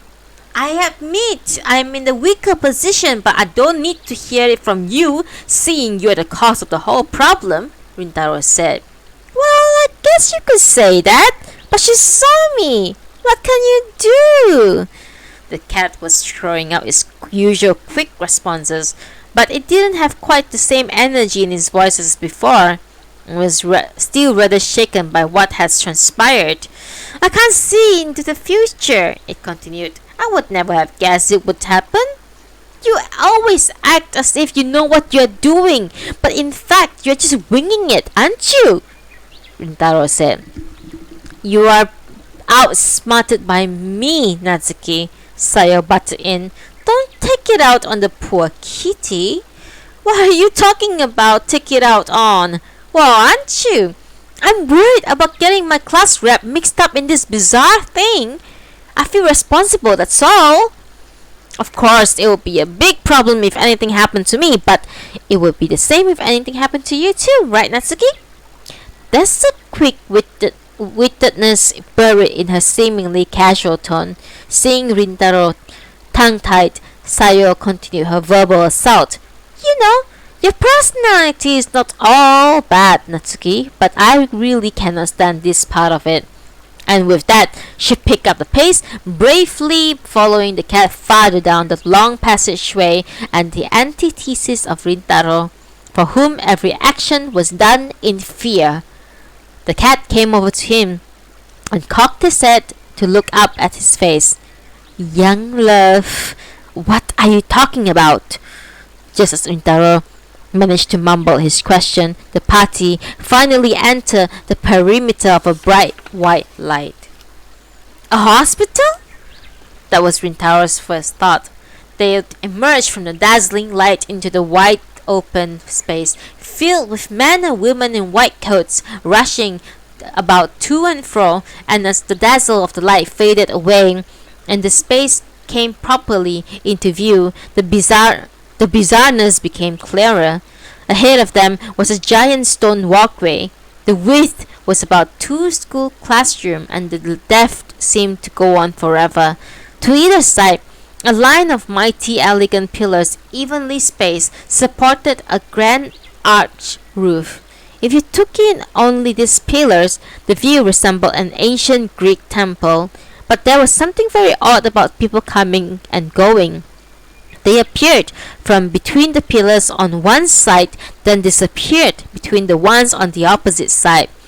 They were both men and women of a wide range of ages, but each was dressed in white and carried a pile of books in their hand.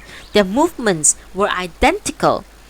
On the wall between each pillar, there were shelves of books, reaching way up to the high vaulted ceiling. At regular intervals, at the foot of the walls that made up this giant library, there was a large desk.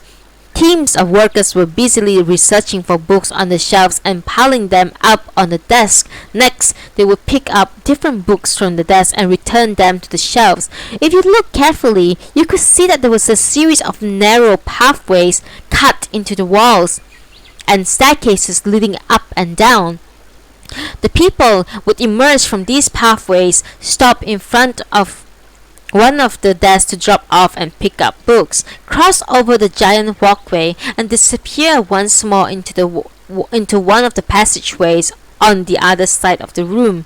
It was hectic, dizzying scene. People scurrying around, clutching piles of books, others carefully piling books onto desks, and yet others working at the top of a tall ladder. Look at this! This place is amazing! Sayo was always frank about her feelings as she stared wide-eyed around the space. A woman hurried right by her. No one paid the least attention to the 2 teens and a cat. It was as if they hadn't even noticed them, and yet, if a collision was imminent, they would dodge and pass around the 3 intruders. So it wasn't that they couldn't see. But the most curious thing of all was that there were so many of these people running around the place, and yet not a single word of conversation to be heard. It was like watching a badly made silent movie.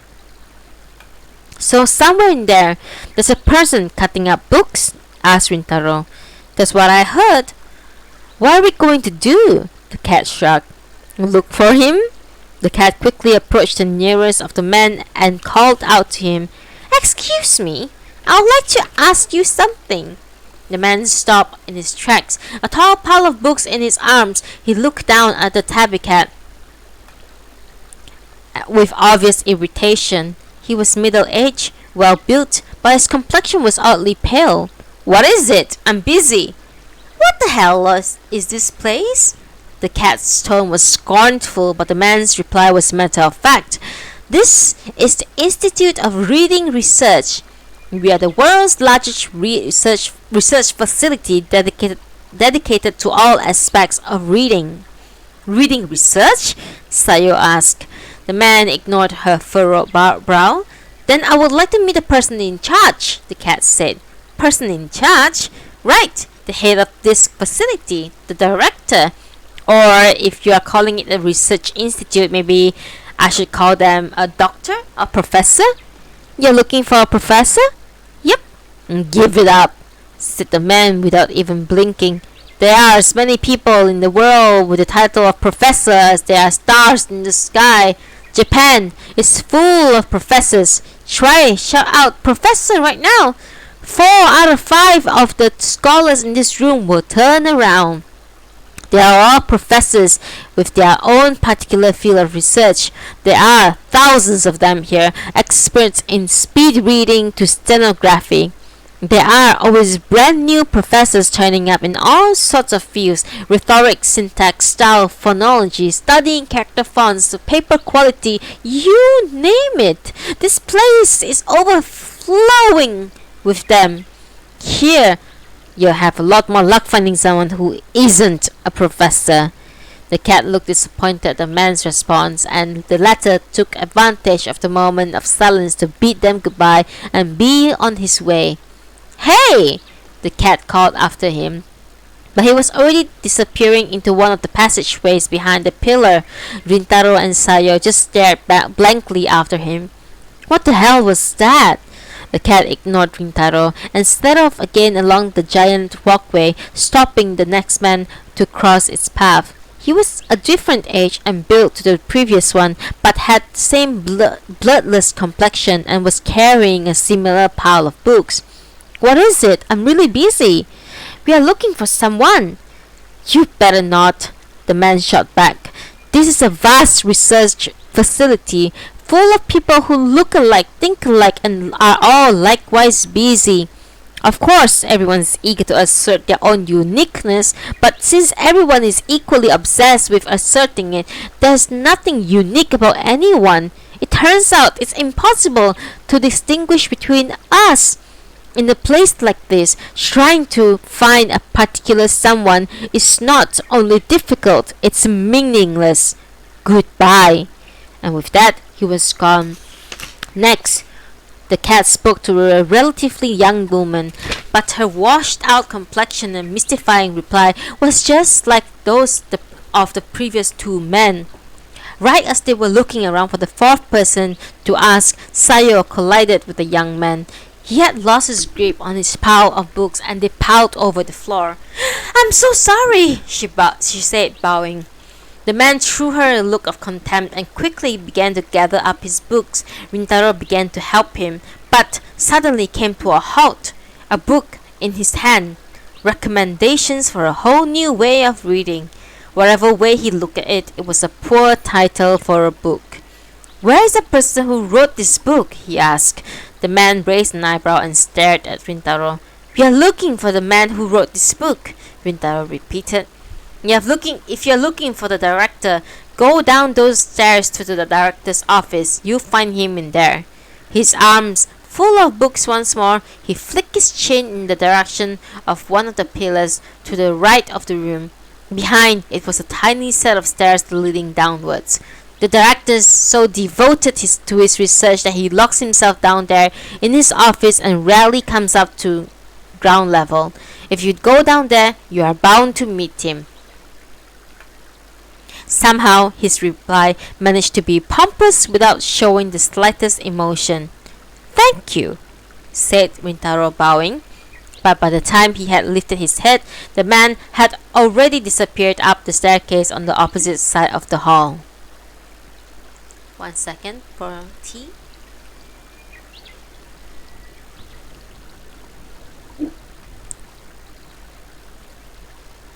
They sat down the staircase but soon realized it didn't have an end. So this is why he rarely sets foot on ground level, grumbled Sayo. Her voice was immediately sucked down and echoed dully somewhere deep below them. Do you think it's okay to keep going? If you don't like it, you can always go home, replied Rintaro. You know, I've always been the kind of guy to recommend going home. Alright then, everyone in favor going home, be my guest. Turn right around, and as for me, I'm in the once you have started something, you never give up halfway through school of thought. Sayo's words seemed to brighten the gloom of their surroundings. Rintaro immediately fell silent. The stairs had begun to had begun by leading straight down, gradually began to curl and spiral. Dark and murky in every direction, it felt as if they were being pulled down into the profoundest depth of the earth. The view was unchanging. The staircase wall was lit at intervals with lamp in between which there were piles of random books. Some were new, others were older, but what they all had in common was a title, Recommendations for a Whole New Way of Reading.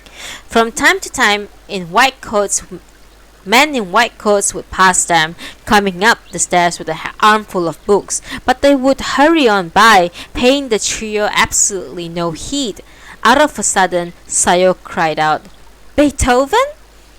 Rintaro stopped to listen. It was true. Faint music was filtering up from far below. It's Beethoven's Symphony No. 9, the third movement, I think. The ninth? Rintaro said. The vice captain of the Wind Ensemble Club nodded confidently. As it continued downward, the music became louder, and Rintaro could clearly make out the refined melody of the string section. The second theme, right as Sayo called it, the melody changed, and a more expansive, slower theme began. The three adventurers seemed to be pulled in by the swell of string and wind instrument, and their pace visibly quickened. In an instant, they found themselves at the bottom of the staircase in front of the modest wooden door. Above the door was a nameplate that said Director's Office. There was no other adornment or marking of any kind. From inside came orchestral music at a high volume. It wasn't the most appealing sight, but the group were just relieved to have finally reached the end of the interminable staircase. At a nod from the cat, Rintaro knocked softly on the door. He knocked twice, and then the third time much harder, but there was no response besides the sound of Beethoven's ninth. Hesitantly, Rintaro took hold of the door handle and pushed. With a faint creak, the door swung open, and a blast of terrifying loud music assaulted the trio.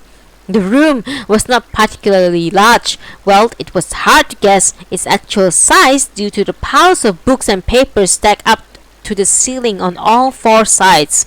The space between all the books were all rather narrow, with a single desk in the middle facing away from the door. The desk too was buried under mounds of paper.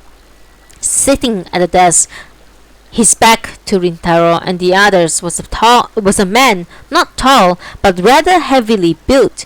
He was completely absorbed in some kind of work. Rintaro could make out what he was holding, a book in his left hand, in his right a pair of scissors. To everyone's shock, he appeared to be chopping up the book. With every movement of the scissors, pieces of paper flew into the air, and the book became less and less book-like. The sight of this broad man in a white coat immersed in such a bizarre task was curious to say the least. What the... Sayo was at a loss for words. Even the tabby cat could do nothing but stare. Of course, the blasting sound of the Ninth Symphony only added to the weirdness of the scene. It was coming from a machine next to him on a desk. It was neither a CD nor a record player. Rintaro recognized it was an old-style cassette tape player, the kind of boombox that had been seen its heyday at least a generation earlier. The only reason he recognized it was because his grandfather had owned one. There was something faintly ridiculous about the sight of a tiny spinning wheel of the cassette tape. "Excuse me," ventured Rintaro, but the man didn't move. He tried again, but there was still no reaction. He took a deep breath and produced his loudest possible voice from the deep in his belly. At last, the man stopped. At last the man stopped what he was doing and turned around. "Yes, what is it?" he said in a high-pitched voice. The man had a very peculiar appearance. He wore thick glasses. His white coat was heavily wrinkled over his protruding belly, and his head was bald, save for a few stray grey hair. The wearing of a lab coat seemed to suggest that he was some sort of scholar or researcher, but other than that, there wasn't a hint of anything intellectual or educated about him. "I was very sorry to bother you," continued Rintaro. "Oh yeah, sorry about that," yelled the man, loudly enough to be heard over the strident tones of Beethoven's Ninth. "Didn't notice you come in." As he spun his chair around to face his visitors, both Sayo and Rintaro flinched at the sight of a pair of scissors in one hand and a mangled book on the other. "Rarely get any guests here," he explained. "So sorry that there's nowhere to sit." His voice continued to boom over the top of the music. "What do you want?" Rintaro raised his voice to match. "We came because we heard that books are being cut to pieces. Are you... Huh? What's that?" "We heard a lot of books are being cut up." "Sorry, I can't hear you. Can you speak up a little bit?" "I said lots of books were..." Out of a sudden, there was a painfully shrill noise, and the music came to an abrupt end, and in its place, a chilling silence filled the room, and the man frowned and struggled out of his chair, reaching out to the boom box on the edge of his desk. At Rintaro's interruption, the man froze, his pudgy hair still in the mid-air. "Your tape and the cassette player are pretty old. Sometimes the tape gets tangled inside." The man clicked the button to open the machine and began to extract the cassette tape. If you listened to an ancient cassette tape over and over again, it was bound to get loose and eventually get caught up in the mechanism. It must have been a common occurrence for him, because with Atacam, he removed the tape from the player and carefully wound it tight again and replaced it in the player. Then he clicked the play button again. Not 2 seconds later, the thunderous sound of Beethoven's Ninth started again. "Tell me again what is it that you want?" yelled the man. Rintaro frowned at the booming scholar. "Don't look at me like that," he said. "Beethoven is one of my favorite composers. I really admire his Ninth Symphony. My research always goes so much better when I listen to him." "Research?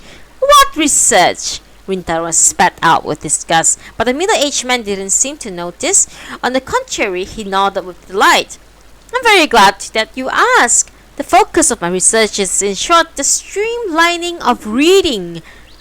"You know what?" whispered Sayo in Rintaro's ear. "I think he's using Beethoven to block out all the stuff he doesn't want to hear." That may very well be true, but there's nothing they could do about it. For now, Rintaro grabbed at the thread that had been dangled before him. "What do you mean by streamlining of reading?" "Well, that's simple. In short, research into how to read faster." The scholar grinned and made chopping motions with his scissors.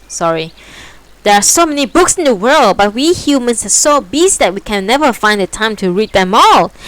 But when my research is complete, people will be able to read several dozen books every day. And not only the most popular bestsellers, but also complex stories and even difficult philosophical works.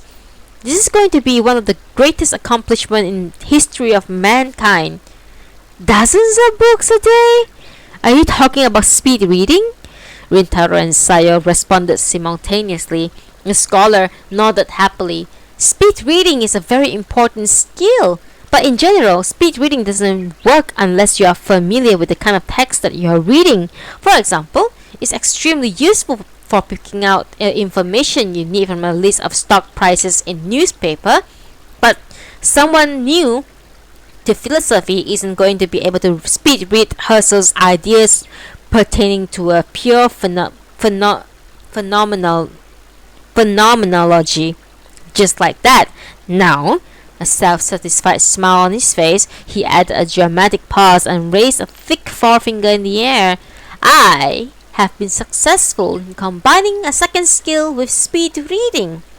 A second skill? That of summary? Rintaro and Sayo could barely believe what they were hearing.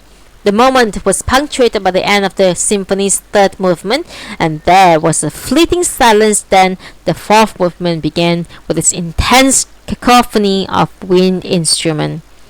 The scholar raised his voice even louder. Summary, synopsis, call it whatever you will. Those who have mastered speed reading can even further increase their speed by the use of extracts from the text, known as summary or synopsis. Of course, we eliminate all technical terms and jargon, unique or stylish phrases or expressions, or any rich or subtle idioms. The style is free from any individuality. Expressions are deliberately kept to those in common usage, and the passages are touched up to achieve the utmost plainness and simplicity. In this way, a story that used to take, say, 10 minutes to read can now be polished off in under 1 minute. The scholar reached down to pick up a book and that has fallen on the floor. Randomly, inserting his scissors, he snipped off a fragment of a page and then leaned forward to show it to Rintaro. There was a single line of text. Rintaro read aloud. Mellows was furious. The scholar nodded contently. That's the summary of Run Mellows by Osamu Dazai. Rintaro was dumbstruck. Meanwhile, the man began to wave around and what remained of the text. You see, even a famous short story like this one can be summarized. All it needs is this sentence. I perform extraction after extraction and end up with this sentence. Naturally, if you use my streamlining method, you'll be able to read the entire Run Mellows in 0.5 seconds. Novels and other longer books pose more of a problem. He stretched a fleshy arm towards the boombox and turned the volume up even louder.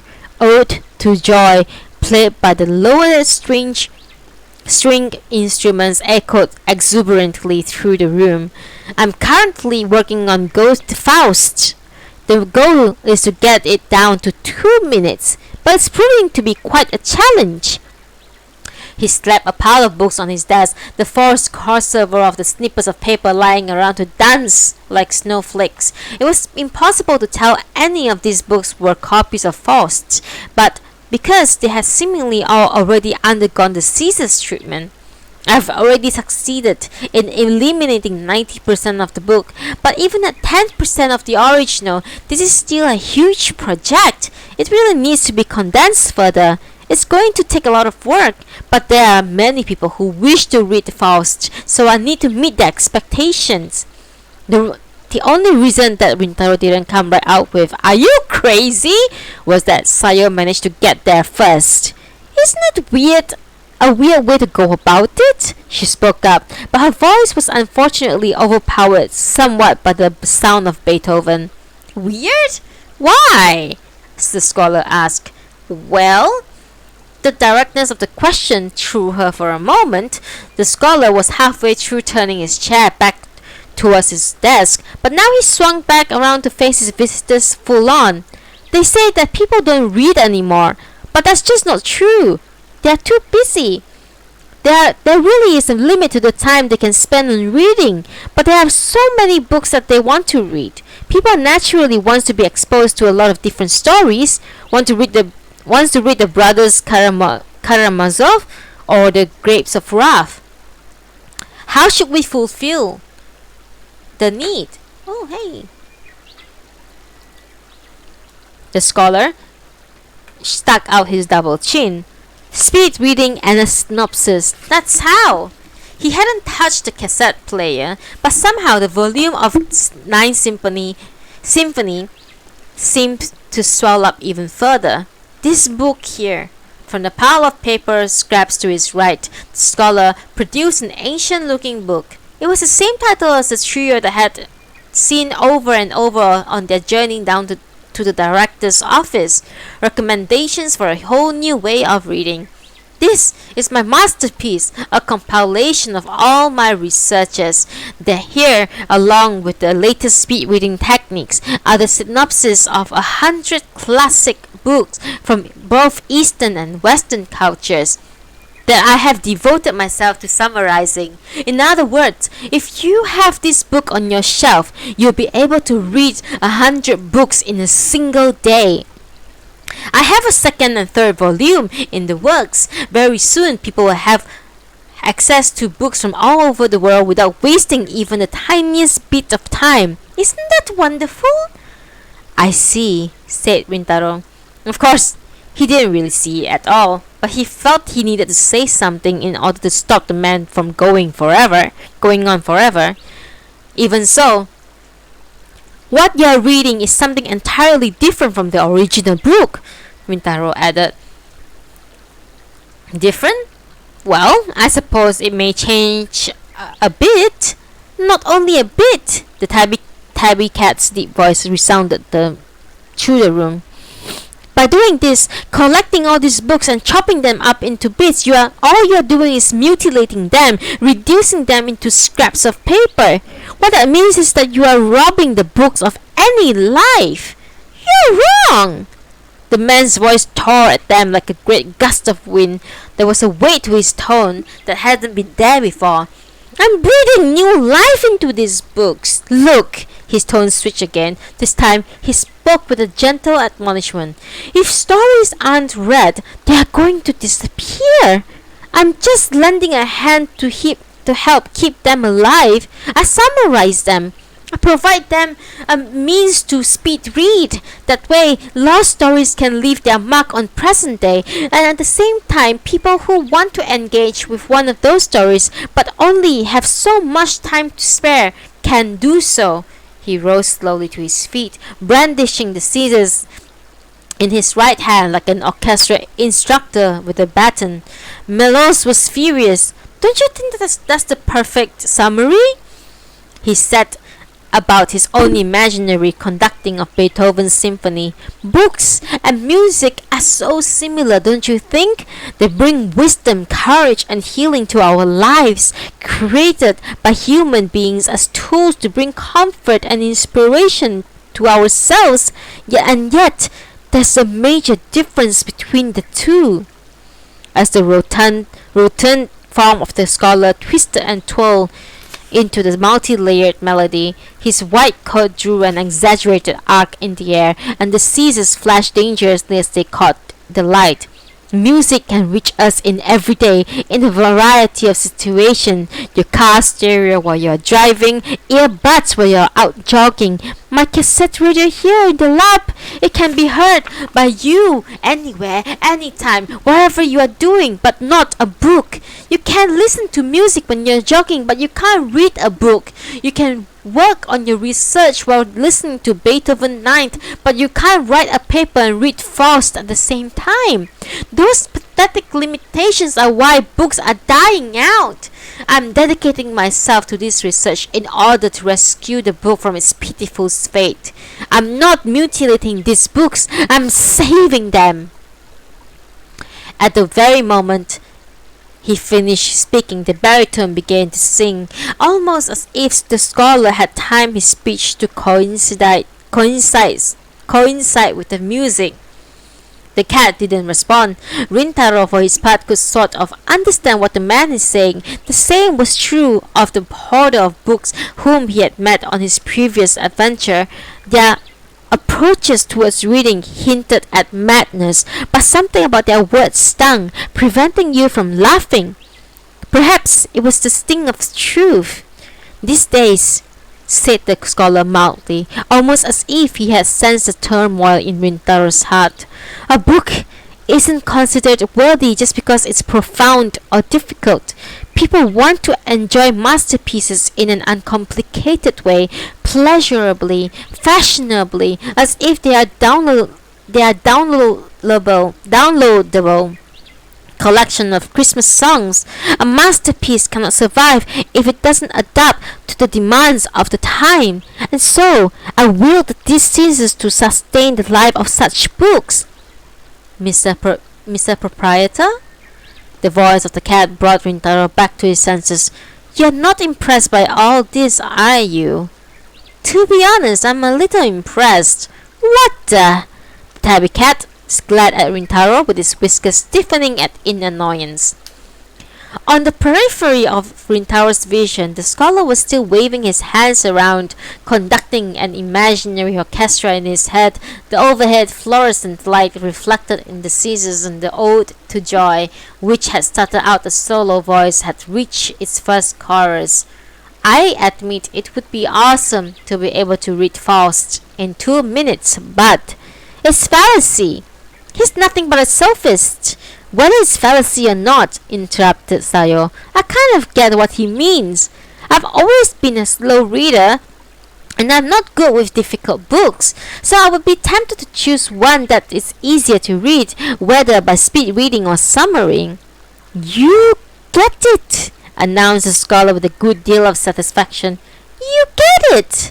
And I want to be used to people like you! Sayo seemed bewitched. The normally intelligent and vivacious high school girl looked at the scholar with a dreamy expression, as if she were in some sort of trance. The cat raised its voice urgently. She's about to fall under his spell. Do something! I don't know what to do! The loud tones of Ode to Joy were too distracting for Rintaro to think clearly. The music had become a fence surrounding the scholar, keeping his visitor at bay. Rintaro wiped the sweat from his forehead, then closed his eyes and lifted his right hand to his glasses frame. What would Grandpa have said in this situation? He did his best to summon an image of his grandfather in his mind, the old man sitting in profile, lost in thought, with his teacup tilted towards his mouth. His gentle eyes following the whirl on the page, his reading glasses glinting in the lamplight, wrinkled fingers gently turning pages. Do you like the mountains, Rintaro? It seemed to come from somewhere deep inside Rintaro's own head, the rich voice of his grandfather as he carefully prepared a pot of tea. The mountains, Rintaro? I don't know. I've never climbed one. Rintaro hadn't bothered to answer properly, probably too engrossed in the book he was reading. His grandfather had smiled and sat down beside his grandson. Reading a book is a lot like climbing a mountain. What do you mean? His curiosity piqued. Rintaro had finally looked up from his book. His grandfather wafted his teacup slowly under his nose as if savoring the aroma of the tea. Reading isn't only for the pleasure or entertainment. Sometimes you need to examine the same lines deeply, read the same sentences over again. Sometimes you sit there and head in hands, only progressing at a painstakingly slow pace, and the result of all this hard work and careful study is that suddenly you are there and your field of vision expands. It's like finding a great view at the end of a long climbing trail. Under the light of the old-fashioned lamp, Rintaro's grandfather sipped at his tea, calm and self-reassured, and looking just like a wise old wizard in some fantasy novel. Reading can be grueling. The old man's eyes twinkled behind his reading glasses. Of course, it's good to enjoy reading, but the views you can see hiking on a light, pleasant walking trail are limited. Don't condemn the mountain because its trails are steep. It's also a valuable and enjoyable part of climbing to struggle up a mountain step by step. He reached out one thin bony hand and placed it on the boy's head. If you're going to climb, make it a tall mountain. The view will be so much better. The voice was warm and comforting. It surprised Rintaro that he had had such a conversation with his grandfather. Mr. Proprietor? At the sound of the tabby's voice, Rintaro's eyes flew open. The first thing he noticed was that there was an obvious change in Sayo's appearance. Her cheeks had lost their healthy glow, and her sparkling eye, emptied out of all vitality, were no more than reflections of the pallid neon lighting. The strange paleness of her complexion now matched the faces of the white-coated workers they had seen on their way here. The symphony was reaching its climax. As if being sucked into the music, Sayo began to walk towards the scholar. Instinctively, Rintaro reached out and grabbed her hand and pulled her back. Her hand were ice cold, and her slight frame put no resistance. It was horrifying. Rintaro winced at her frigid skin, but didn't let go of her hand until he managed to lead her to a chair and sit her down. "That's not going to buy you much time, Mr. Proprietor." "I know." Rintaro seemed unfazed by the warning. He had neither the majesty of the tabby cat nor the wit of his friend Sayo, but his dull, uneventful life he had come across his fair share of crazy predicaments and crises. The white-coated scholar in the middle of the room was still brandishing the scissors in his right hand and book on his left, and as if conducting the music.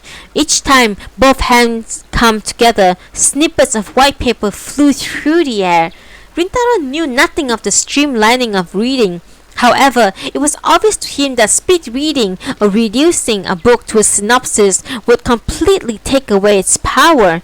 In the end, chopped up pieces were nothing more than fragments. Hurrying means that you miss out on many things. Reading a train will take you far, but it's misconception to think that this will give you more insights. Flowers in the hedgerow and birds in the treetops are accessible only to the person who walks on their 2 feet. Rintaro pondered on this before stepping towards the scholar. He took his time, didn't rush, made no hasty decision. He reached out with his right hand towards the cassette player on the desktop. Immediately, the scholar's pudgy hand shot out and grabbed Rintaro's by the sleeve. "Please don't turn off my music!"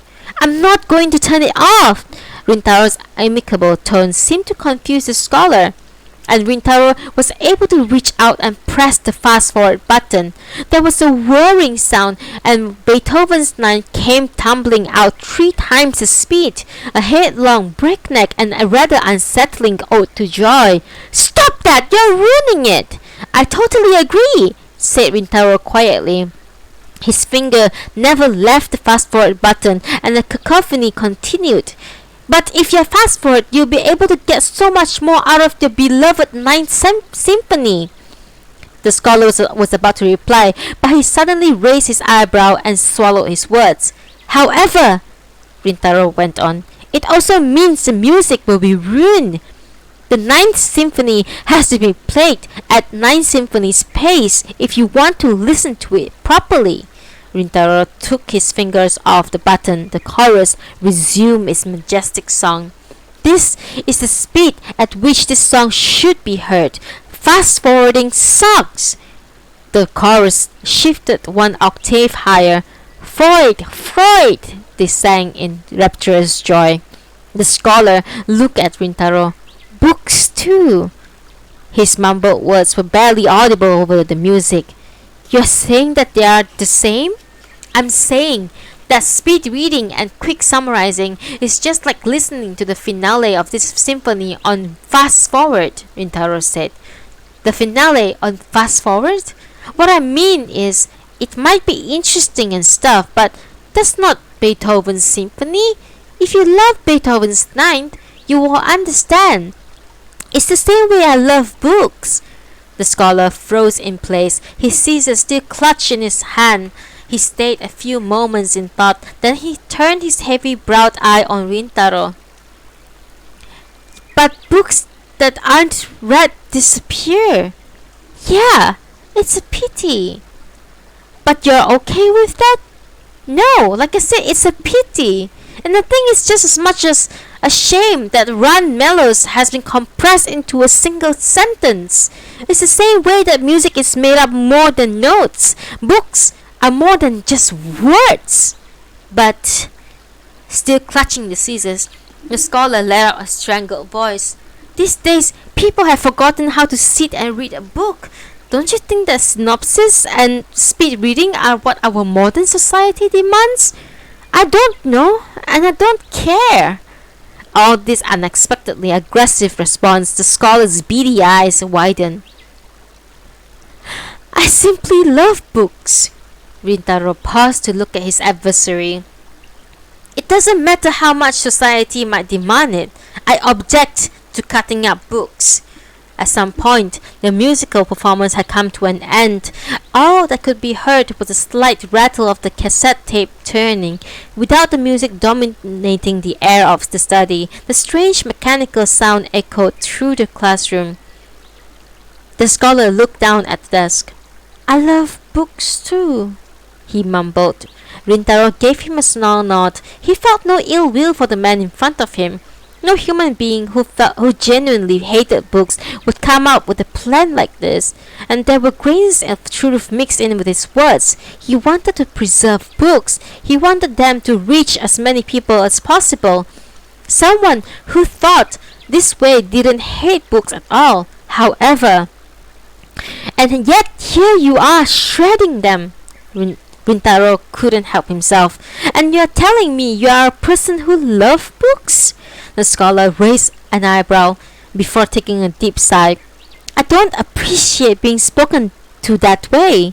With a hint of smile, he raised his right hand. The scissors immediately vanished in a flash of light. Simultaneously, there's a great fluttering sound as the scraps of paper that had been piled on the desk leapt up and began to dance through the air. Startled, Rintaro backed up a few paces. As more and more scraps of paper joined the dance, the view quickly became a paper blizzard. Rintaro watched as the whirling scraps and shreds began to overlap here and there, connecting with one another before gradually taking the form of complete books. In the midst of it all stood the scholar, utterly dejected. Seeing how forlorn his adversary looked, Rintaro picked up a reconstituted book from the desktop and offered it to him. The scholar looked at the cover. Run, Mellows. I like that story too. Why don't you read it aloud to yourself once in a while? It will take a while, but I'm sure you won't regret it. The scholar took the slim volume and stared at it. Meanwhile, the paper snowstorm continued to gather momentum. Books were returning to their original forms and slipping from the blizzard to settle into their places on the bookshelves. It was a magnificent sight. From plain simple paperbacks to opulent leather-bound volumes, one after another, our books were taking up their rightful places. Rintaro had barely noticed, but the room began to fill with a soft light, and the notes of Ode to Joy began to play.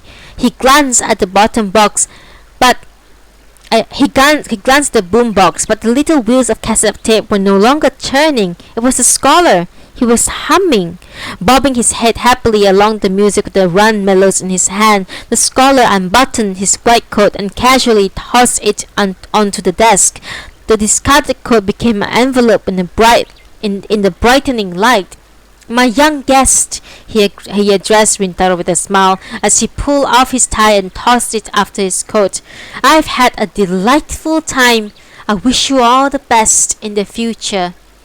And with an amicable nod on the head, the scholar spun around and began to walk away. His retreating figure, along with its cheerful humming, was quickly swallowed up. The tune faded farther and farther away, and eventually everything melted into light. Sayo opened her eyes, and for a while she didn't move a muscle. She checked out her surroundings, trying to make sense where she was. She had been asleep in the corner of Natsuki books. Apparently, she sat down on the wooden stool, leaned her head against the bookshelf, and fallen asleep. The blanket that had been placed over her and a little paraffin heater by her side showed that someone had taken care of her. There was a white kettle on top of the heater from which steam was gently rising. Thank you, my Holy Wing. A sip of coffee.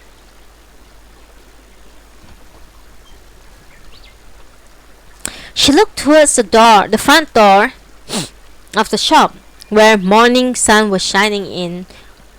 Standing with his back to the light, deep in thought, his hand fiddling with the frame of his glasses, was her classmate.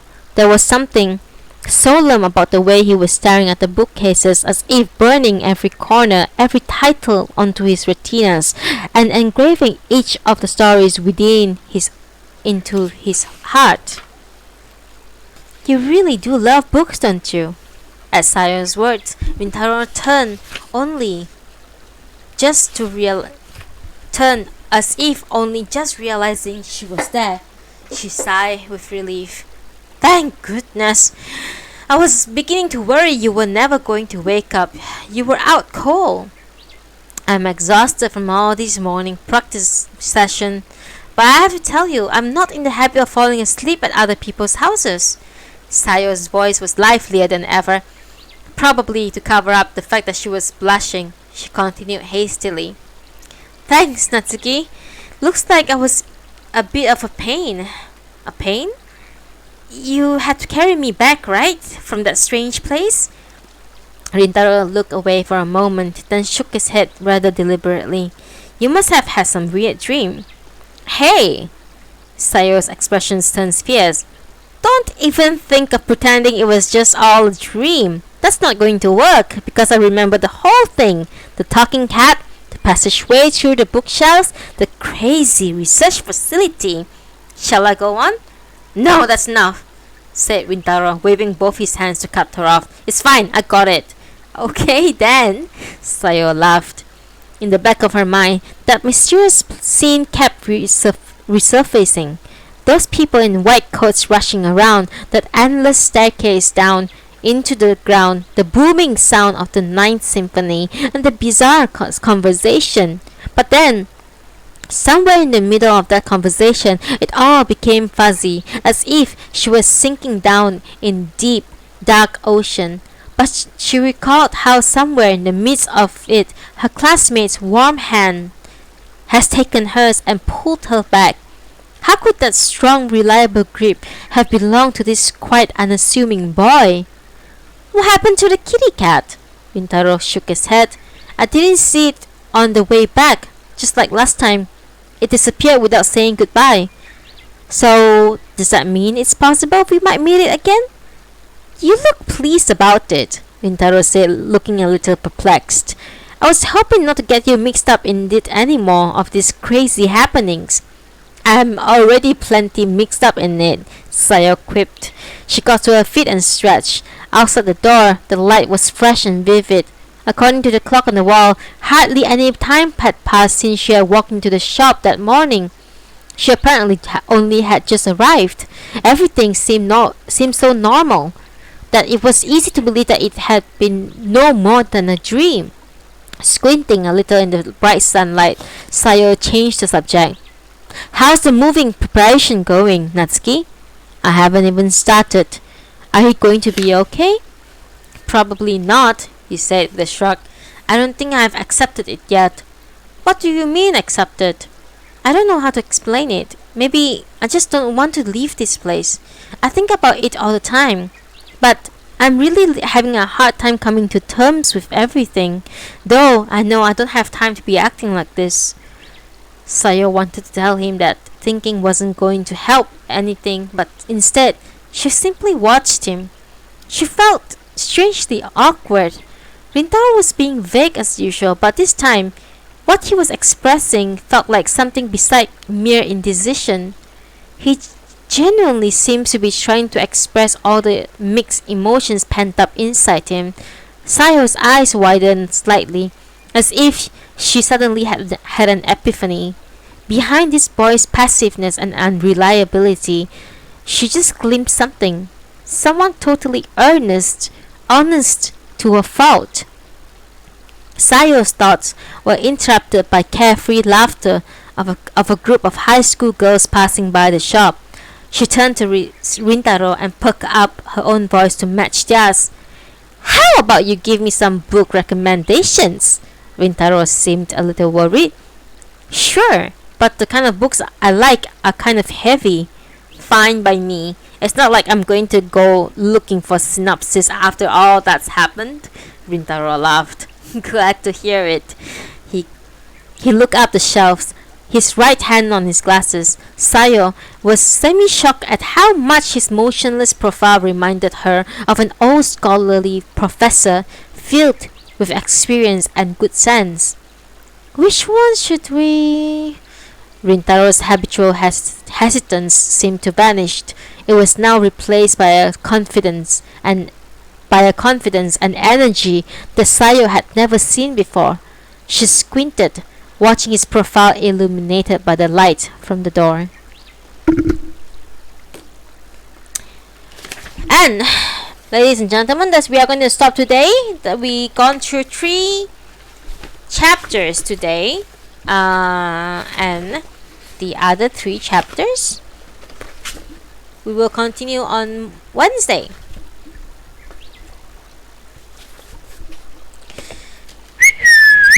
Hello, are you guys still awake or asleep?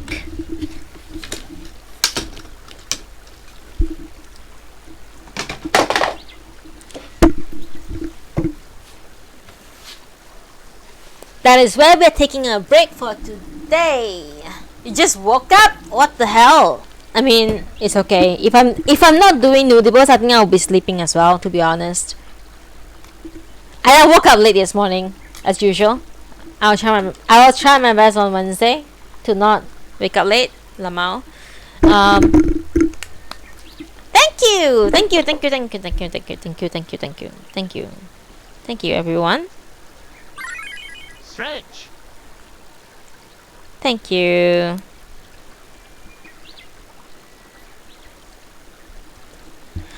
Stretch.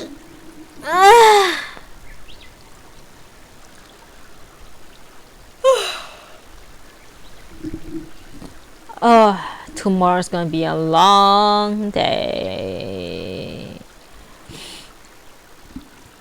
Oof.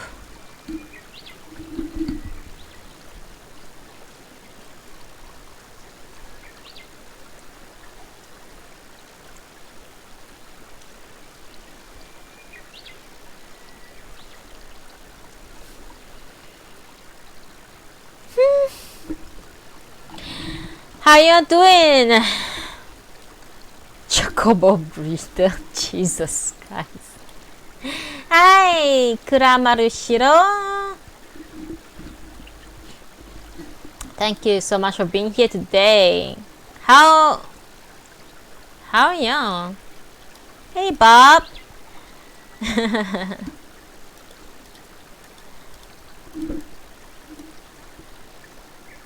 I'm so sleepy, like seriously.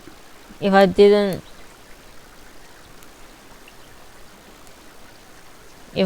do this, I would think I'll be asleep for sure.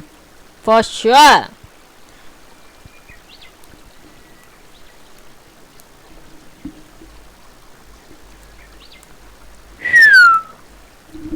Hey guys.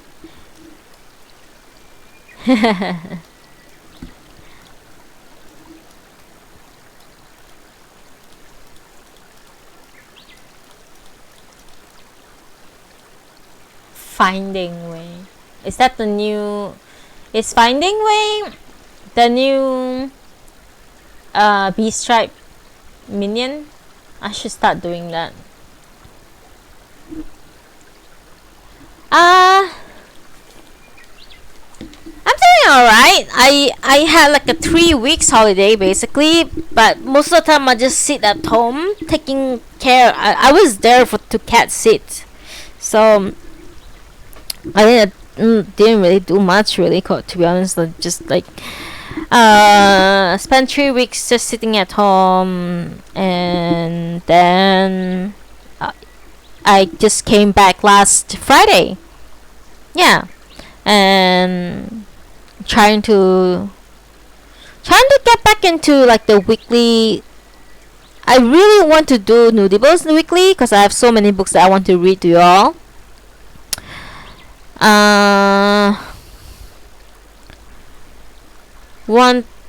So I hope I'll but I'll probably skip this Friday. Like this book I can finish up on this Wednesday, but I'll probably skip this Friday. Friday is 31st, yeah. But I will read Kazuo Ishiguro's book next Monday. Next Monday. I'll tell you all what I'll read. I mean, just follow me on. Why am I sitting on cats? Who is sitting on cats? Oh wait, the fat cat?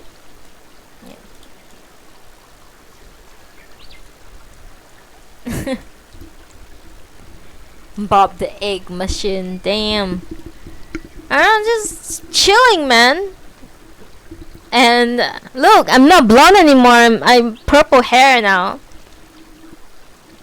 I just dyed it yesterday. It went pretty well. It's very purple now, my hair. Oh, cat sitting. Oh my god. It's like babysitting, but cat sitting. My sister and her husband went to travel to Japan. Very jealous. And then she doesn't want to put her cat at a pet hotel because the last time she put her cat at a pet hotel for a few days, the cat came back like lost weight, like because doesn't eat and anything, like just pretty much traumatized. So because this time she was going to holiday for like more than 2 weeks, so she wanted me to like just go there and take care of the cat, and yeah, so that the cat can stay at home at ease, and then I'm there to like just feed her and clean her litter box and stuff. Yeah, cat sitting.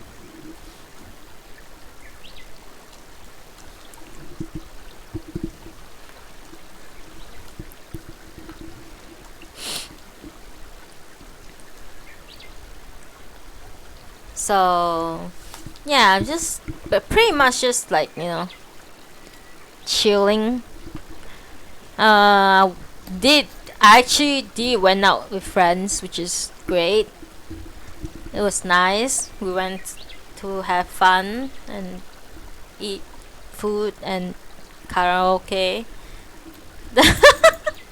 I don't know. I am.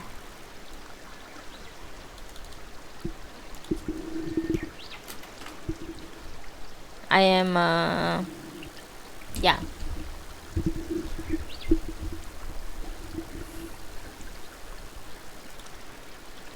I'm now thinking what to eat for lunch actually. I'm like, should I order food?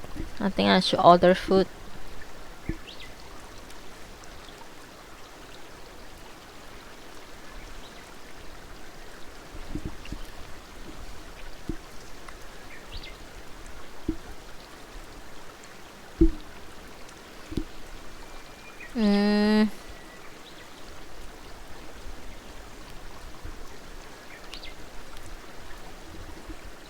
What should I eat?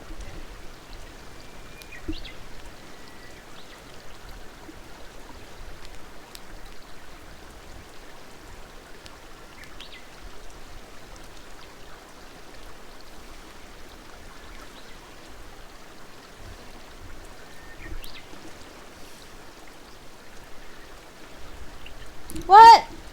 It's raining? No way.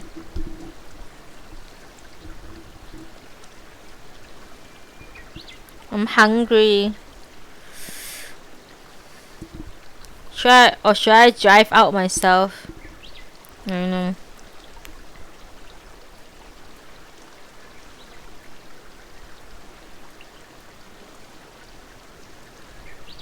Eat chicken nuggets? Yeah. I wonder if my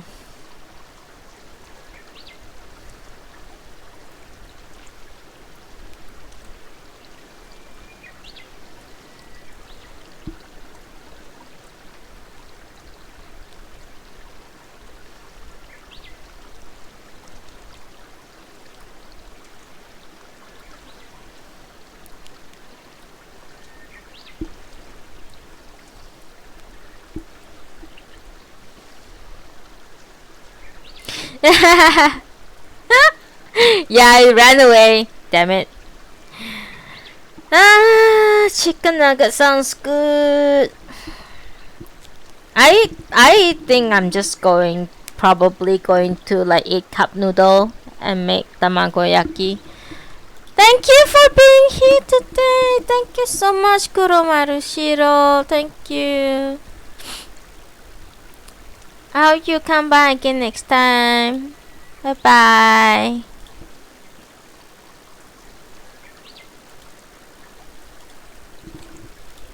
Oh no. I'm actually really fucking hungry right now. I think I'm probably gonna end stream now and then I'm gonna go eat and then start working. Great glam, by the way. Hey.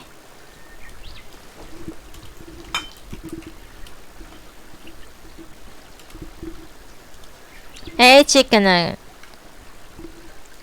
Thank you for being here. Seriously, guys. I really appreciate it.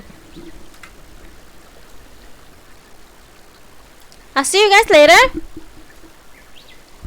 Thank you. Yeah, you too, Ando. Thank you so much. Thank you, my Holy Wing. Thank you, Arum. Thank you, Ando. Thank you, Coco. Thank you to Twisty. I think Twisty fell asleep. I think so. Everyone fell asleep.